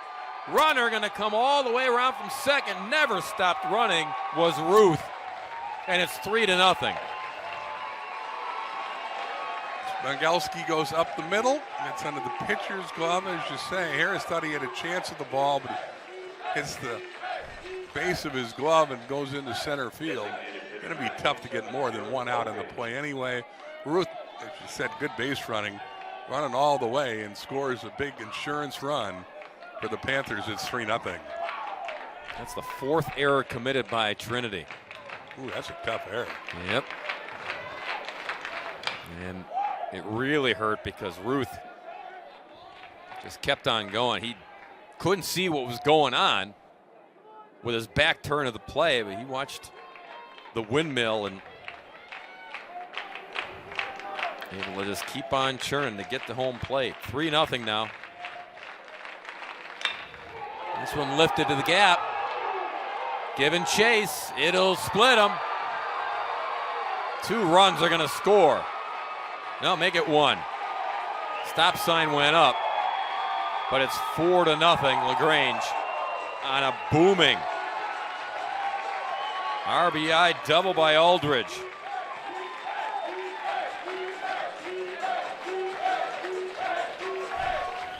Garrett Aldridge gives this one a ride. Gore goes a long way. I think he might have a chance at the ball, but again, gets by him, goes all the way to the fence.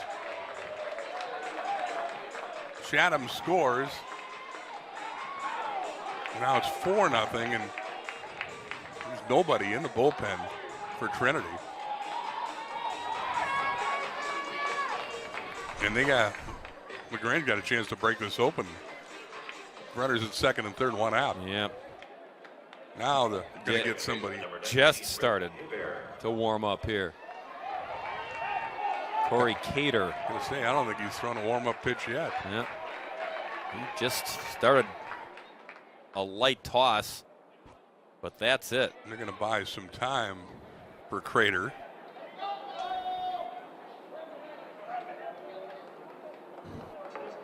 And this is how you buy time. Everybody come on in and we'll chat.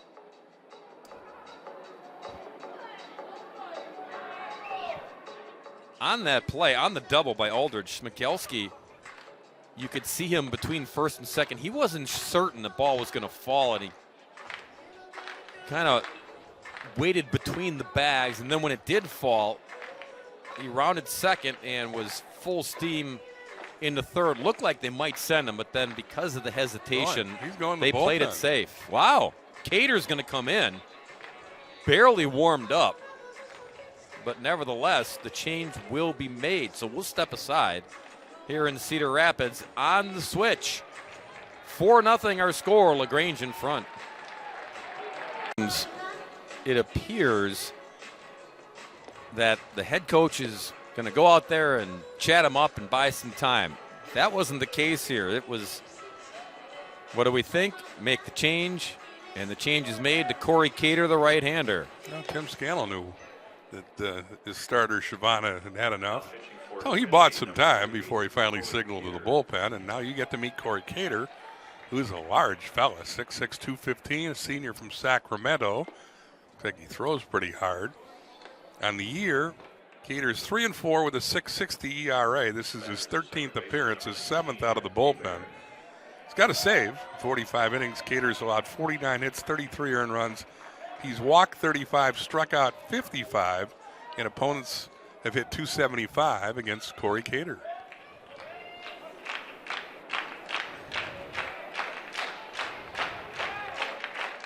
Hebert, the batter, with 2 aboard. The infield trots in, toes on the grass, swing and a miss.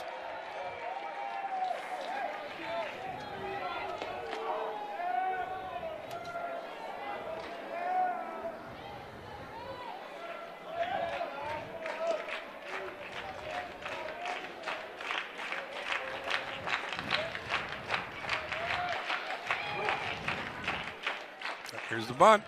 Oh, and it gets away.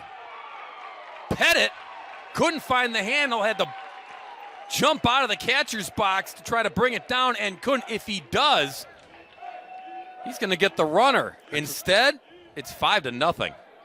Suicide squeeze is on. Hebert didn't get the bunt down, and the ball sailed over Pettit's head, allowing Chatham to score. Smigelski goes all the way to third on the wild pitch. Boy, we've seen a little bit of everything in this game. Hebert squared the bunt and just didn't get it down, but the pitch was so high from Cater that the run scored anyway. Infield's still in. And Pettit jumped up to try to snag that baseball. If he does. Well, here it is. Hebert clearly bunting. The suicide squeeze is on. The pitch is high. Tough pitch to bunt in defense of Hebert. Ball goes off of the catcher Pettit's glove. That's an easy run on a wild pitch. But you're right. He would have been a dead duck if catcher had held on. And a lot going on in Pettit's defense. Lots going on. He's eyeballing the runner coming at him. The pitch is coming in. It's high.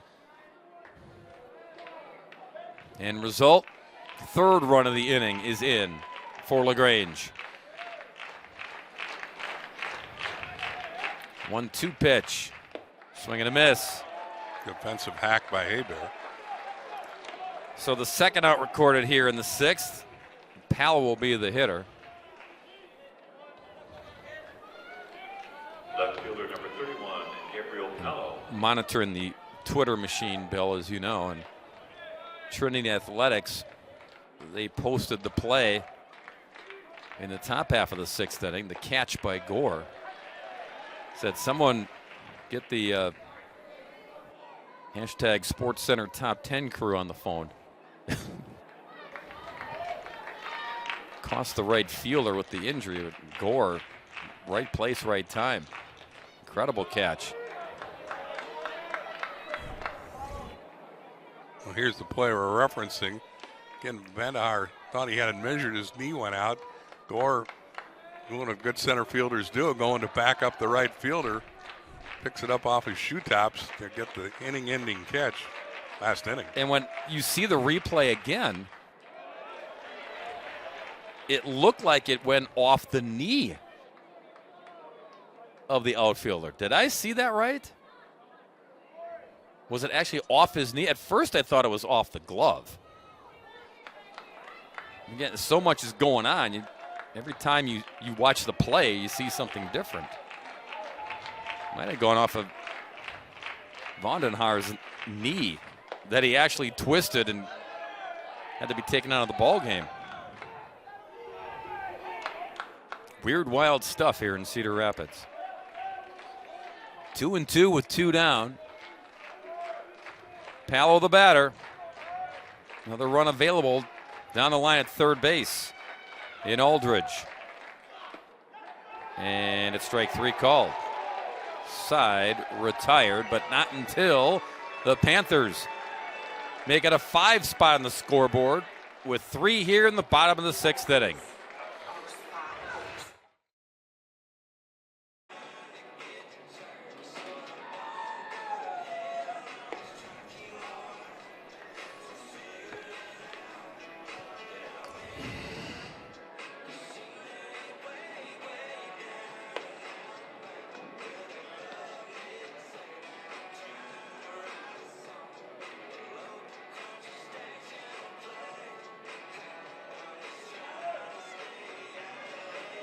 We move to the 7th inning, and LaGrange in front of Trinity, 5-0.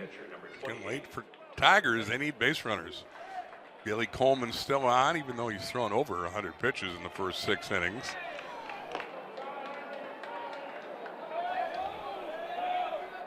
Coleman does not have a complete game this season.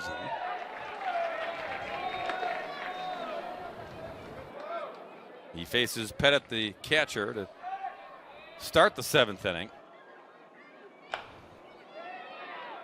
Slow roller to second. 1 away.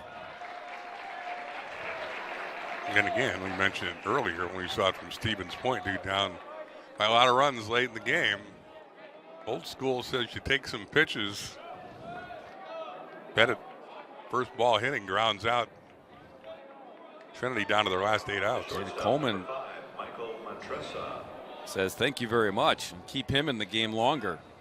They'll try to squeeze out as much as they can from their starter. As long as he's getting outs and doing it quickly, the leash will be longer. Montressa, the batter, 0 for 2 tonight. Swings through it there, 1-1.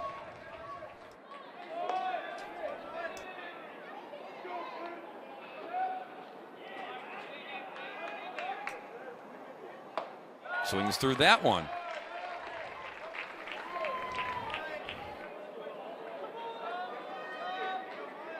Nobody up in the LaGrange bullpen.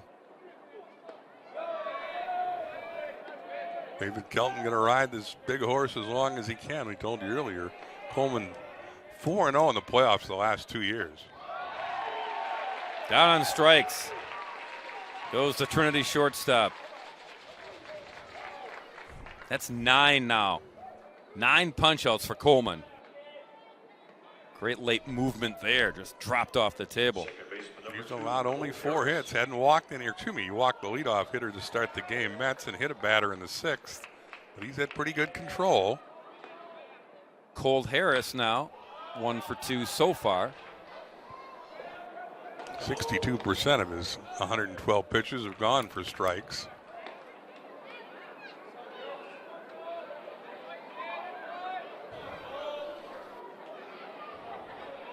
Oh, 0-1. Colt rips it to third. Ruth is right there. 3 up and 3 down for Trinity in their half of the 7th inning. Stretch them out wherever you may be watching on NCAA.com. It's 5-0 LaGrange.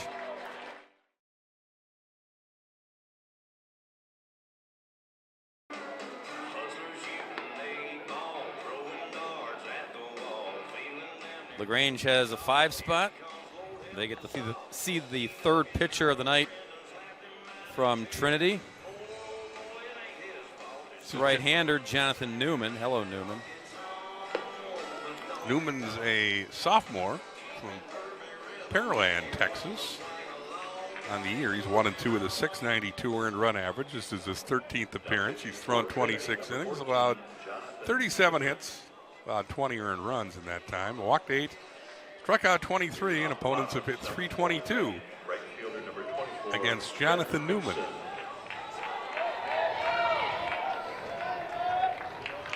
He'll face the top of the order. Rhett Mixon to lead things off here.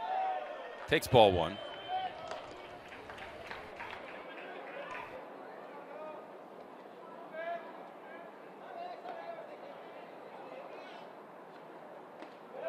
Skips out of the way of that pitch, 2-0.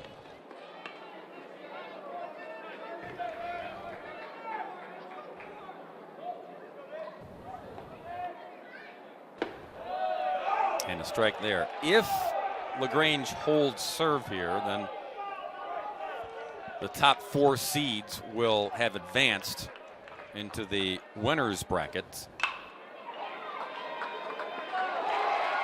Montressa can't glove that one. I'll give Mixon a base hit, I would assume. I would too, but official score is a little tougher than you and I.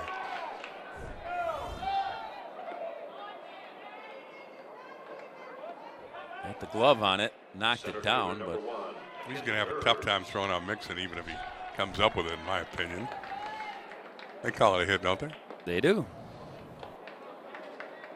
Single for Mixon. He's aboard. Irv's the batter. Irvs has had a big night. 2 hits, a couple RBIs, and got robbed by the circus catch by Gore in the 5th.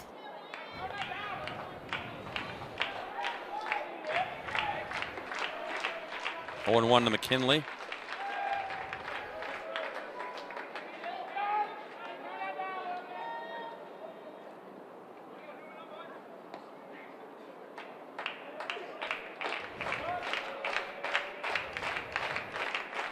Even that bat.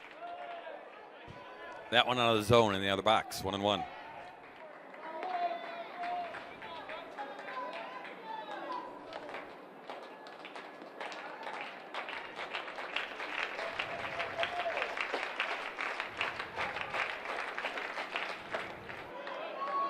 Just missing 2-1. As you say, if the result stays the same and all the top seeds wins, tomorrow's schedule looks like this. At 10 o'clock, Catholic University will play Wisconsin Stevens Point, an elimination game. About 1:30, be top-seeded Marietta against Salisbury, the defending champ. That's Pool A. In Pool B, Baldwin Wallace will play, they say, at 4:30 against the loser of this game, which right now looks like it's going to be Trinity, and then about, well, they say 7:45. We'll rip they when it doesn't occur. It'll be Eastern Connecticut, 45-3 against LaGrange, who would like to think they're going to run their record at 43-7. So some interesting matchups tomorrow. Oh, yeah. That Baldwin Wallace Trinity game would be an elimination game. 2-2 to McKinley Irvs. Knuckleball, and Pettit couldn't find the handle, so it's a full count now. But we've seen the best pitching these teams have in day one. Always gets interesting the second and third day of a double elimination tournament when you ask some of your guys who aren't your frontline players to come up big, and often they don't respond, and often the games are longer and the runs are more plentiful. And Bob gets grouchier as the day goes on. I get grouchy. Well, you've rattled off not just this game, but other contests during the season. Irvs slices at foul, where it's been football game scores. Yeah. So that goes to tell you that when offenses get a chance against weaker pitching, they will feast. And all 8 of these teams have the potential and have done it this season to just mash and bash. No question, no question. I mean, you know, the teams have won today behind good pitching. And Valentine for Marietta in game 1, and then Jimmy Atkins with a complete game for Salisbury in game 2. Billy Oldham was good for Eastern Connecticut in game 3, and Billy Coleman's been good in game 4. That's the reason their clubs have won. I mean, they put up some nice offensive numbers as well, but pitching wins, and it's always intriguing to see what happens in days 2 and 3. Oh, yeah. The battle continues here with Irvs. Meantime, Newman remembers, oh, yeah, I got a base runner in Mixon. Keeping an eye on him. And down on strikes. Newman was happy with that. He kept throwing his best stuff at Irvs, who kept fouling pitches off. Not this time. Challenges Irvs here. Can't get to the high fastball. So 1 down here in the bottom of the 7th. Joe Ruth, the batter.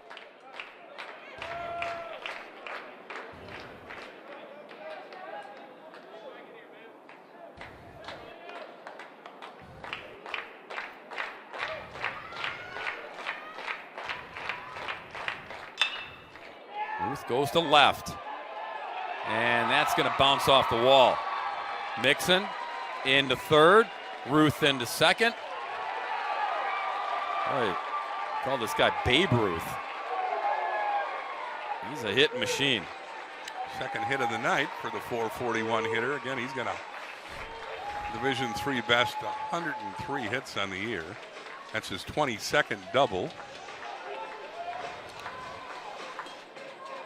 The team high 22nd double. The first baseman, number 5. I think we're going to have a pitching change for Trinity. It's going to last for time anyway. And he's had the bullpen active. And Luke Pfeiffer is the fellow who's throwing in the pen if he wants to utilize that option. There's Luke.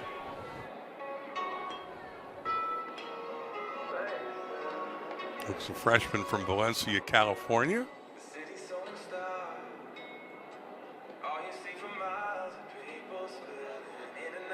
Going to stay with Newman, though. No change for the moment.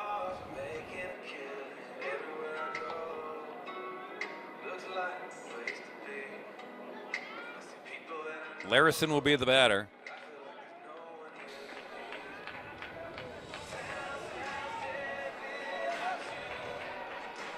And for LaGrange, knocking the 2 runners at second and third. Make this a 7-0 lead in the 7th. Larison's a better hitter as they move the infield in. Went after it there. This is a put him away opportunity here for the first baseman. Cleanup hitter's got 64 RBIs on the year. Kind of tough night tonight, though. The Squibber got thrown out by the catcher in the first and has been caught looking last 2 times up. Sitting 1-1 here. Newman just misses 2-1.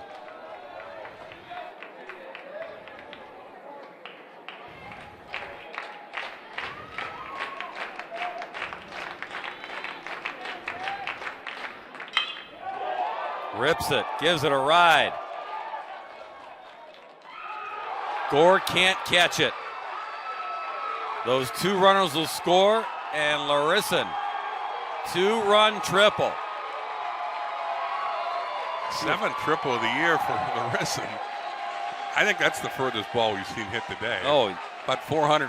Well, it says 405 out there. That had to go 400 feet. And I don't think we've seen a ball hit further than that. It's a big hit to be sure. It puts LaGrange up by 7. A 2-run triple here in the 7th inning. I like the celebration at third base once he pulls in there. Again, Gore covered a lot of ground and went there and got to the track, and he couldn't make the spectacular catch. Roos scores. So does Mixon. It's 7-0 for the Panthers. And now Chatham with a chance to tack on one more, since Larison was hustling all the way around to pull into third. But that may have been the dagger provided by LaGrange.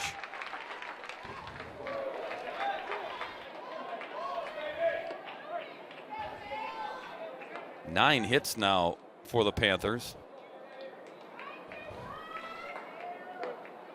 And they average 10 runs per game, 10.6 runs per game. Throwdown. Ooh. Oh, almost caught Larison napping.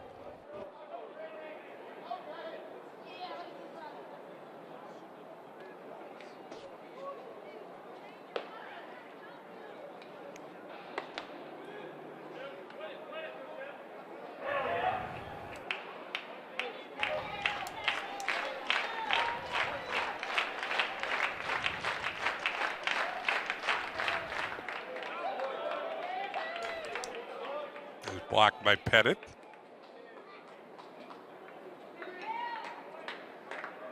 Billy Coleman night may be done. There's activity. Some soft tossing going on in the LaGrange bullpen. Squeezed by Pettit there to save another run, so it's 3-1. There's Luke Pfeiffer. He says I'm Trinity bullpen. Says I'm done warming up. And this will make it 8-0. Chatham belts at the right field for an RBI double. 3 straight extra base hits. Break this game wide open. Chatham's second hit of the night. He's now got 57 RBIs. Top 5 guys in this LaGrange order can really hit.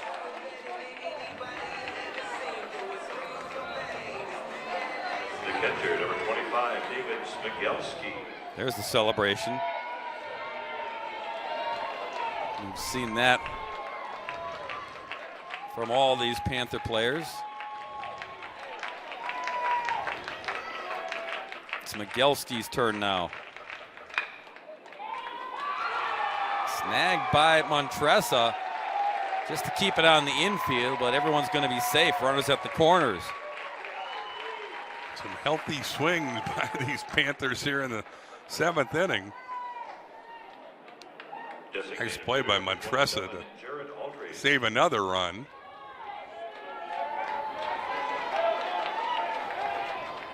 It's 4 straight hits for LaGrange. 5 hits in the inning. And here's Jared Aldridge, the DH.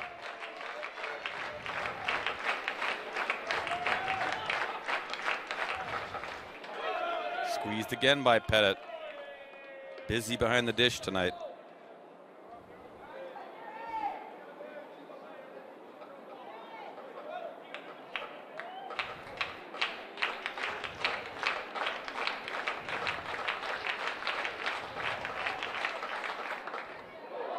Got hit with the pitch.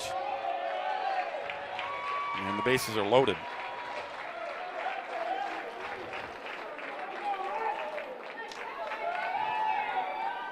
And Bear will be the 8th man to bat here in the 7th inning. Second baseman. Bear struck out last inning, reached on air and grounded out in his 2 previous ABs.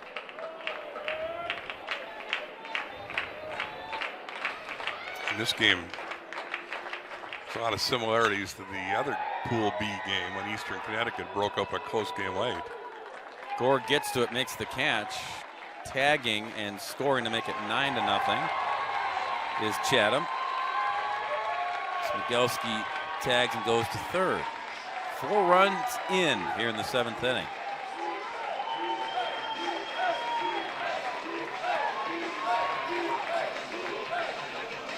Left fielder number 31, Gabriel Pello. And now Pello, 9th batter here in the inning.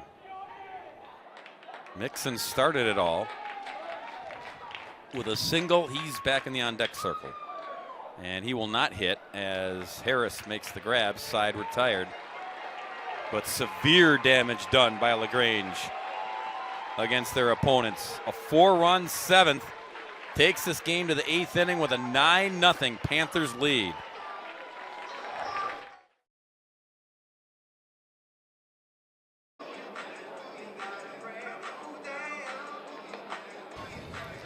We move the proceedings of this baseball game to the 8th inning. Bailey Coleman's out there again. Looking for a complete game shutout. Got a big cushion. So David Kelton sends him back out there.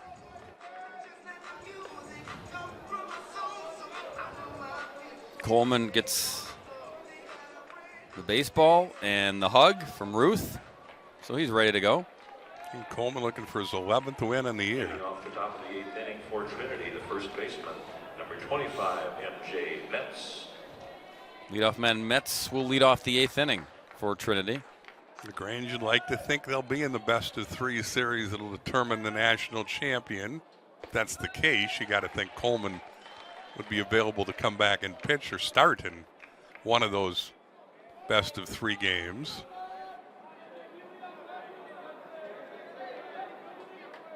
He's now at 115 pitches. And that's really the only reason I think they wouldn't let him go the distance, is they got to bring him back 4 days from now. You'd like to think so. Or 3 days from now, depending on what Kelton thinks his arm can take. there is bullpen activity for LaGrange.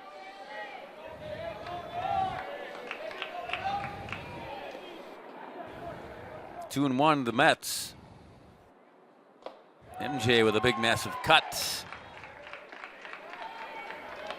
Mets his walk, struck out looking, and singled, stole a base against Coleman.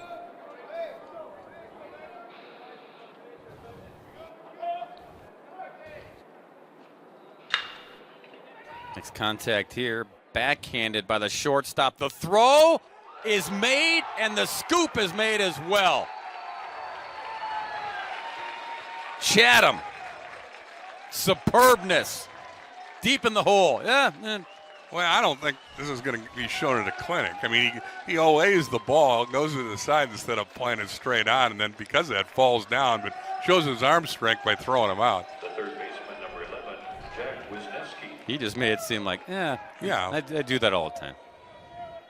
No big deal. Yes. I don't think his ex-big league infielder coach says that's the way to play that ball, but he certainly will take it. He's having fun, enjoying the moment.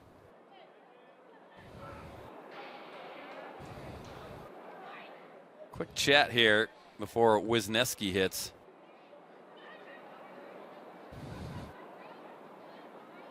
That was interesting in a 9-0 game, what they could be talking about.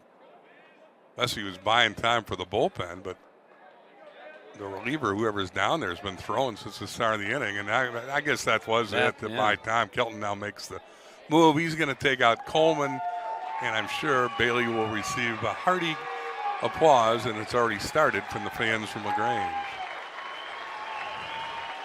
Coleman's got a big smile on his face, so he's okay after tossing 119. Pitching a 4-hit shutout. Job well done, young man. All the punch outs, 9 of them if you're counting at home for number 10. He calls it a night. His team gave him a 9-0 cushion. Coleman was great, but time to make a pitching change and let him take the rest of this evening off. Final 5 outs perhaps go to Michael Menhart here with 1 out in the 8th inning. Menhart's a junior from Richmond Hills, Georgia. 2-0 in the year with a .533 earned run average. His 13th appearance, 9th out of the bullpen. He's got a save. 27 innings. Menhart's allowed 29 hits. 16 earned runs. He's walked 12, struck out 21. Opponents have hit .269 against Menhart.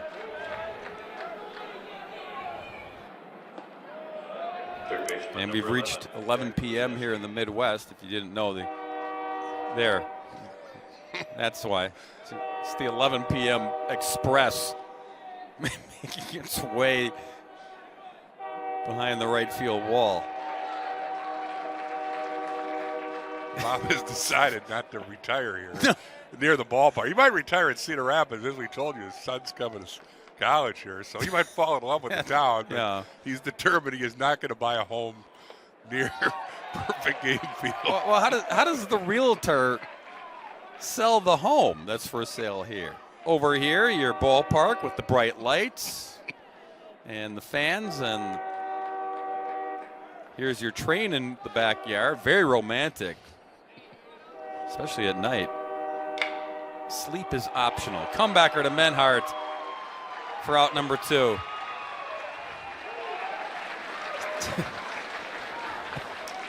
Here's Gore.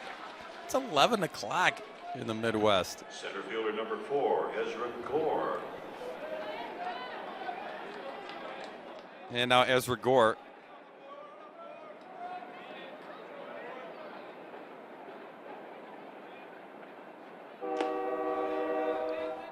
Ball 1 high. Apparently it's a long train at 11 o'clock as well.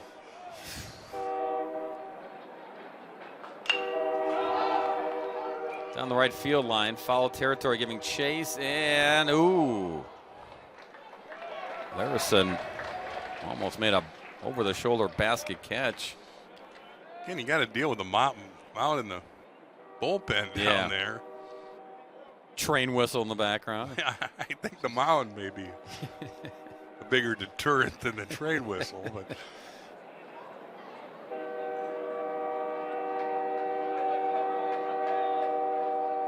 1-1 to Gore.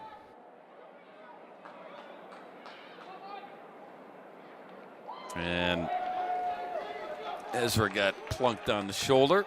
Breaking pitch didn't do much, and Gore walks the first.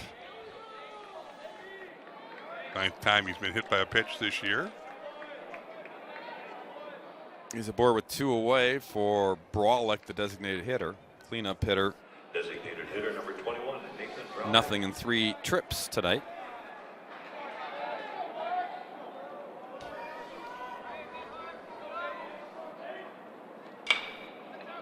Ripped down into the bullpen area.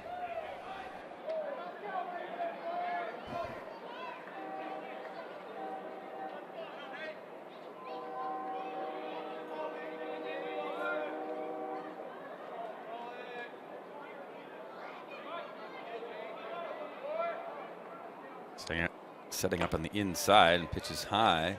1-1.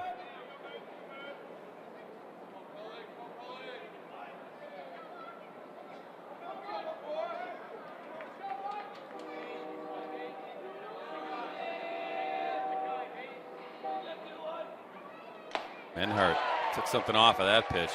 A beauty. Definitely had Brawlick off balance.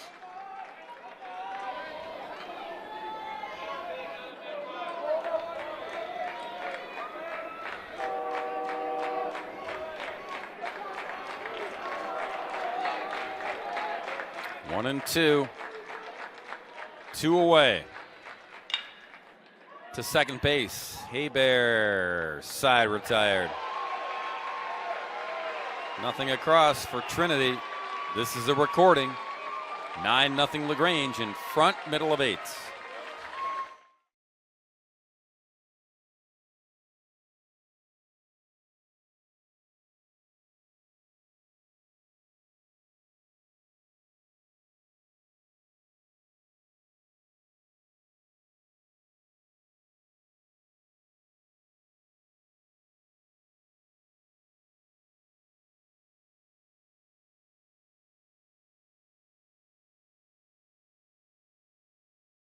Bottom 8. LaGrange 9-0 lead. Pad time if they need it here in the bottom of the frame. They've got 9 runs and 11 hits. Mixon, Irves, Ruth. 1, 2, 3.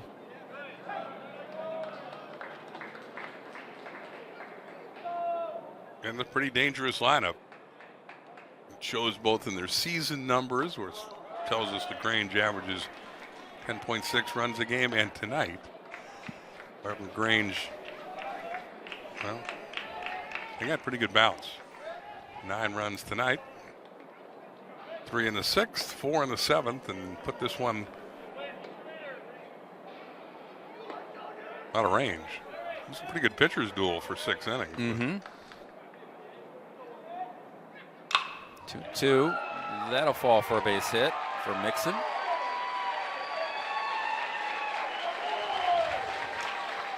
Leadoff single here in the 8th. Second hit of the night for Brett Nixon. And here's Irves, who's had a big night. 2 for 4 with 2 RBIs.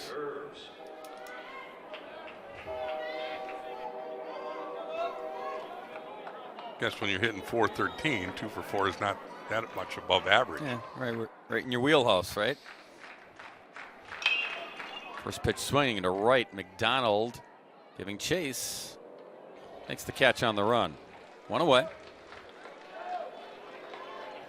And now Ruth, who's had a big night as well. But again, when you're hitting .441, 2 for 4 is not that big a deal. 17, Joe Ruth. You're not lying. This is another day at the office for these guys. Ruth has scored 2 runs. Scored 74 in the year. Irves, by the way, has scored 90 this year.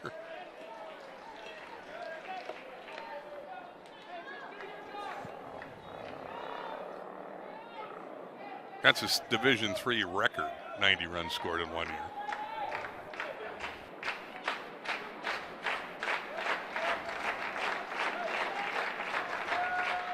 The 0-1. Tied him up, couldn't get out of his way. His own way was Ruth.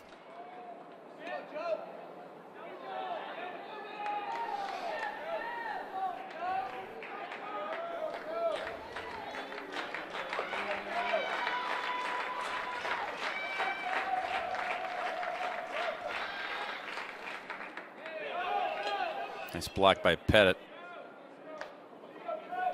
Keep the runner at bay.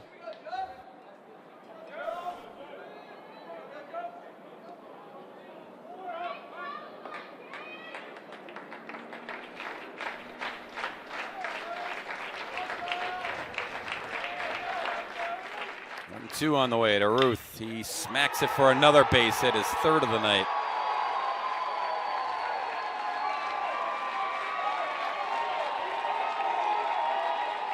Pair of singles and a double for Ruth.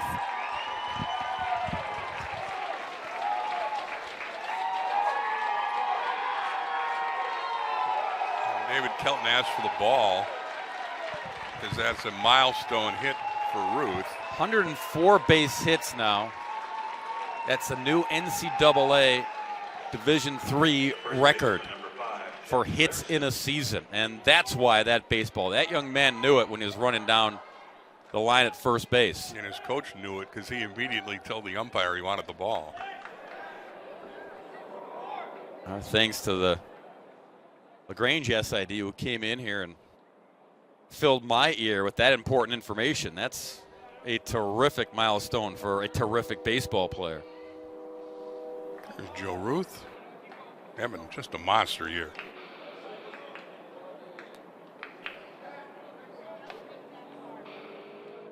Larison now tripled his last time up, drove in a pair.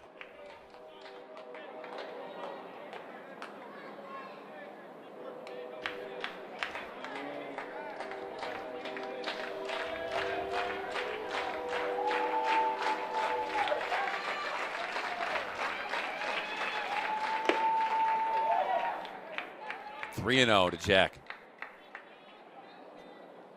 Chatham will be next. 13 base hits now for the Panthers.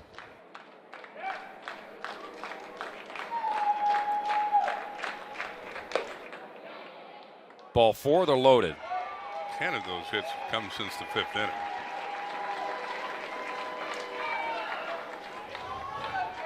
And it's Chatham to the plate. Runners everywhere and only one out.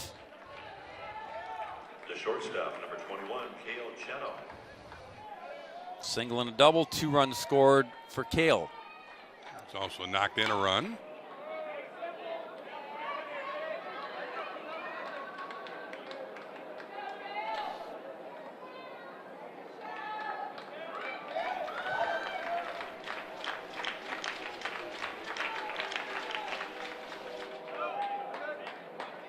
In the dirt. 1-1.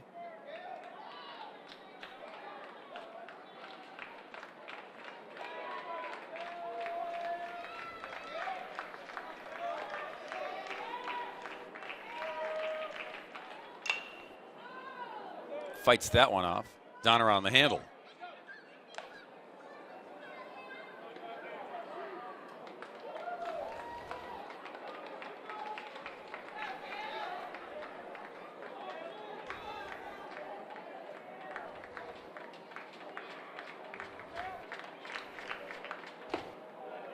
Newman a little high on that pitch, 1-2. Metz and Ruth, 2 elite players in Division III, chatting up. And that's Larison chatting up with Metz. Larison seems like a bit of a character.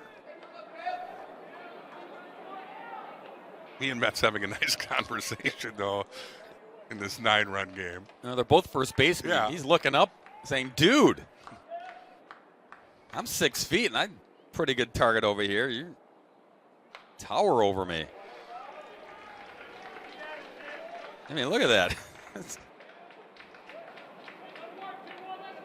He enjoys playing the game.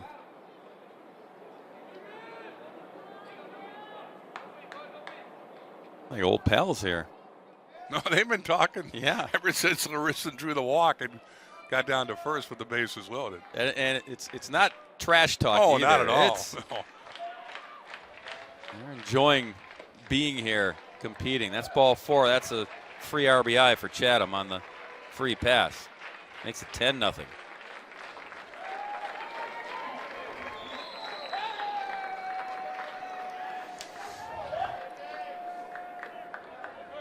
And Smigelski's turn.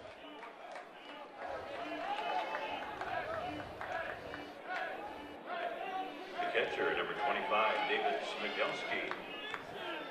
Long night here for Trinity. I'm just trying to gut this one out and get to tomorrow. Hit the reset button. Yeah, there is no bullpen activity for the Tigers.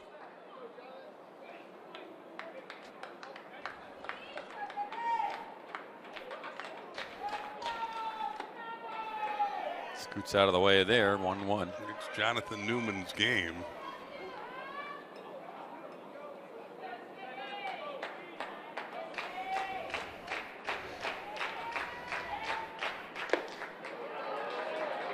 Went for the round tripper there, the grand salami.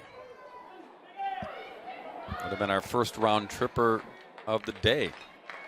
Haven't had one all day. Still won't have one, but another run will score as Gore makes the catch. Sac fly RBI to make it 11-0. Second RBI of the game for Spigelski.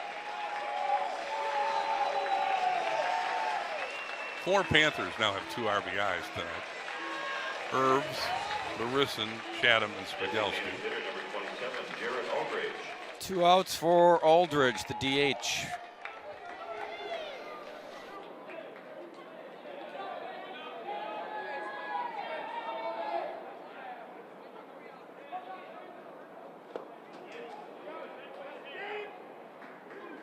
It's a strike on the appeal.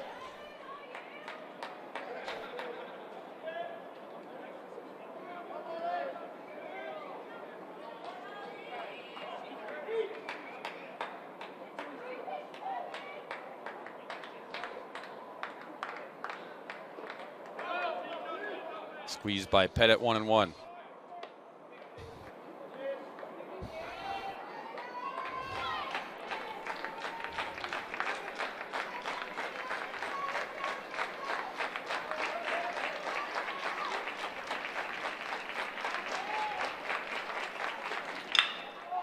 Up the middle, another base hit.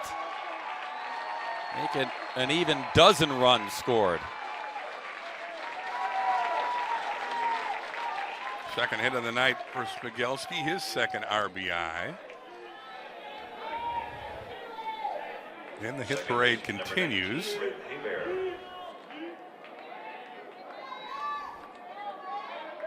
Hebert, the 8th batter here in the 8th inning.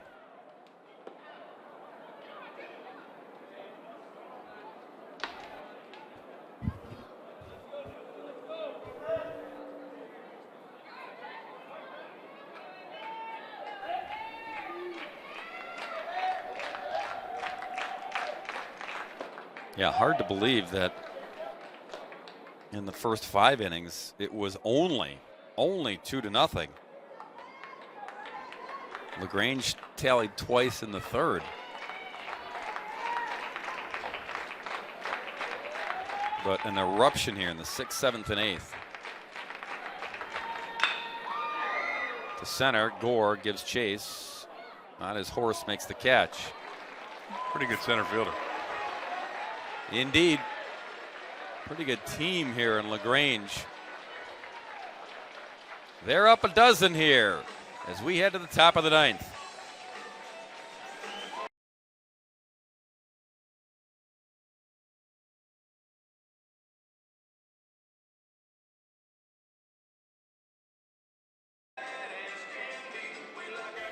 Well, simple recipe now, top of the 9th inning.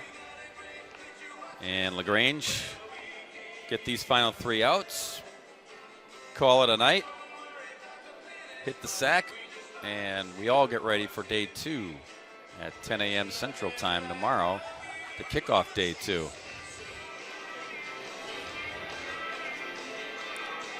This is Mengelt, the second pitcher, or Menhart, excuse me. Try to close this one out. Leading off the ninth for the Tigers, left fielder number 42, Brian Shaw. Schaub, McDonald, and Pettit are scheduled. Trinity has mustered all but 4 hits. Both the Pool B games similar. UConn trailed 1-0 going in the 6th. They scored 10 runs, 4 in the 6th, 2 in the 7th, 4 in the 8th, and turned that into a 10-3 rout. Same thing here. Bob said we had a pitcher's duel. It was 2-0 heading into the 6th here when LaGrange scored 3, 4, and 3 runs respectively and turned this into a rout. Schaub gets called out looking at strike 3. That was Tough night for their best hitter. Yeah. Third strikeout for Schaub. 2 looking. Here's McDonald.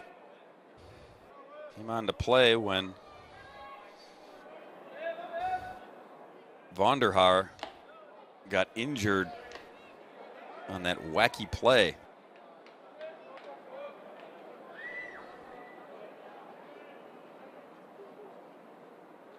But the moral of the story from day 1 of this tournament, good pitching will be good hitting. We talked about gaudy offensive numbers on each of these 8 representatives here.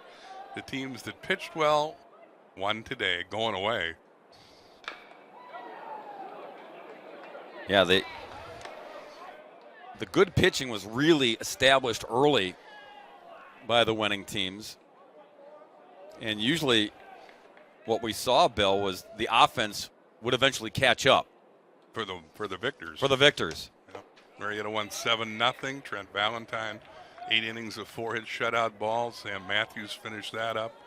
And Jimmy Atkins, the pitcher of the year in Division III, threw a complete game, allowed 6 hits. Salisbury, the defending champs, won 8-2. So Salisbury plays Marietta in the winner's bracket game tomorrow. Catholic University plays Wisconsin Stevens Point at 10 tomorrow morning, an elimination game. Earlier tonight, Eastern Connecticut, only with 3 losses this year, got a great pitching performance from Billy Oldham, 2 good relievers in Aiden Dunn and Brian Albee, and bludgeoned Baldwin Wallace 10-3, and this hasn't been pretty late. LaGrange looks very much like a team that's 43-7. 1 out away as Ruth handled that chance down at third. And the All-American catcher Tyler Pettit, last gasp here for Trinity, talking to his counterpart behind the plate.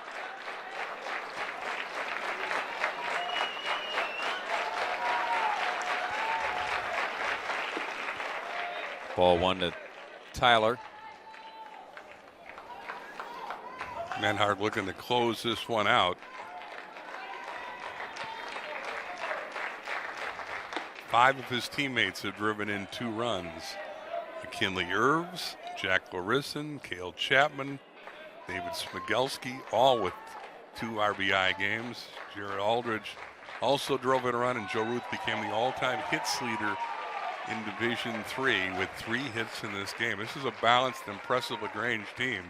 Should be a pretty good game when they face Eastern Connecticut tomorrow night, late night. 3-1 to Pettit. We invite you to stay up late with Bob and I tomorrow, particularly if you're in the Eastern time zone, if you're following LaGrange in East Connecticut. So it will be very late, I think, for you. Get the coffee ready. It's a weekend. You can sleep in. Okay. Pettit draws the walk. I'm just trying to warn the viewers out Well, that's what I mean. It's a weekend for them. They can sleep in. Yeah. They need to stay up with us. Oh, okay. We don't get to sleep in, do we? No. We're back here at 10. No. Catholic University, Wisconsin, Stevens Point at 10 Central Time. 4 more games tomorrow. Montressa. He's had a tough night. Fan twice, also flew out to right.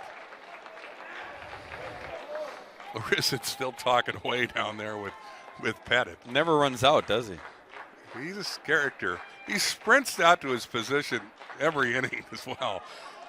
Does a high five with a teammate and then sprints out there, runs as fast as he can to get to first base. It's just the other infielders aren't ready yet. He stands there waiting for them before he can give them practice grounders. I think we're going to like watching Larissa play the remainder of this tournament.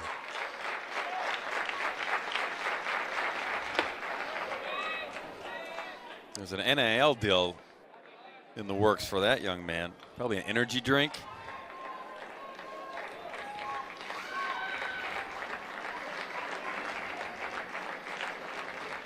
One and two. Menhart, put away pitch. Nope, just missed. And Trez is still competing. Takes a close pitch. You know Trinity doesn't want to get shut out. Yeah, that's the only consolation prize really left here. Oof. You know Jerry Bursch doesn't want to go home. That was a pretty close pitch. Plate umpire says play on.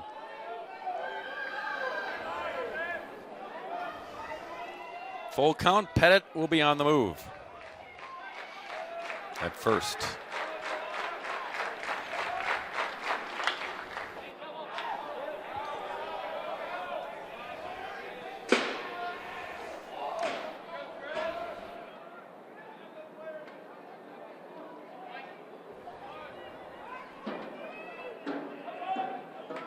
Menhart will try and close her out again. Fans on their feet, the ones that made the trip from Georgia to watch their heroes. Ball four. Back-to-back walks here with 2 outs in the ninth. Cole Harris will try to keep the line moving. The second baseman, number 2, Colt Harris. Harris 1 for 3 with an infield single.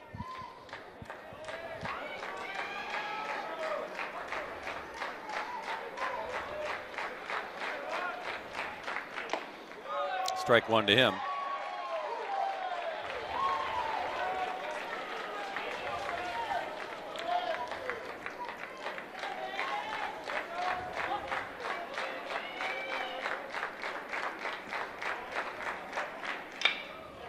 In the air to center field. Irves gets there, catches.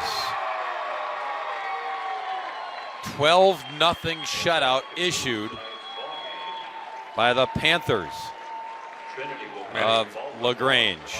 Menhart completes the shutout, inning in 2/3 of relief and back of Bailey Coleman, who's now won 11 games this year. He was awfully good.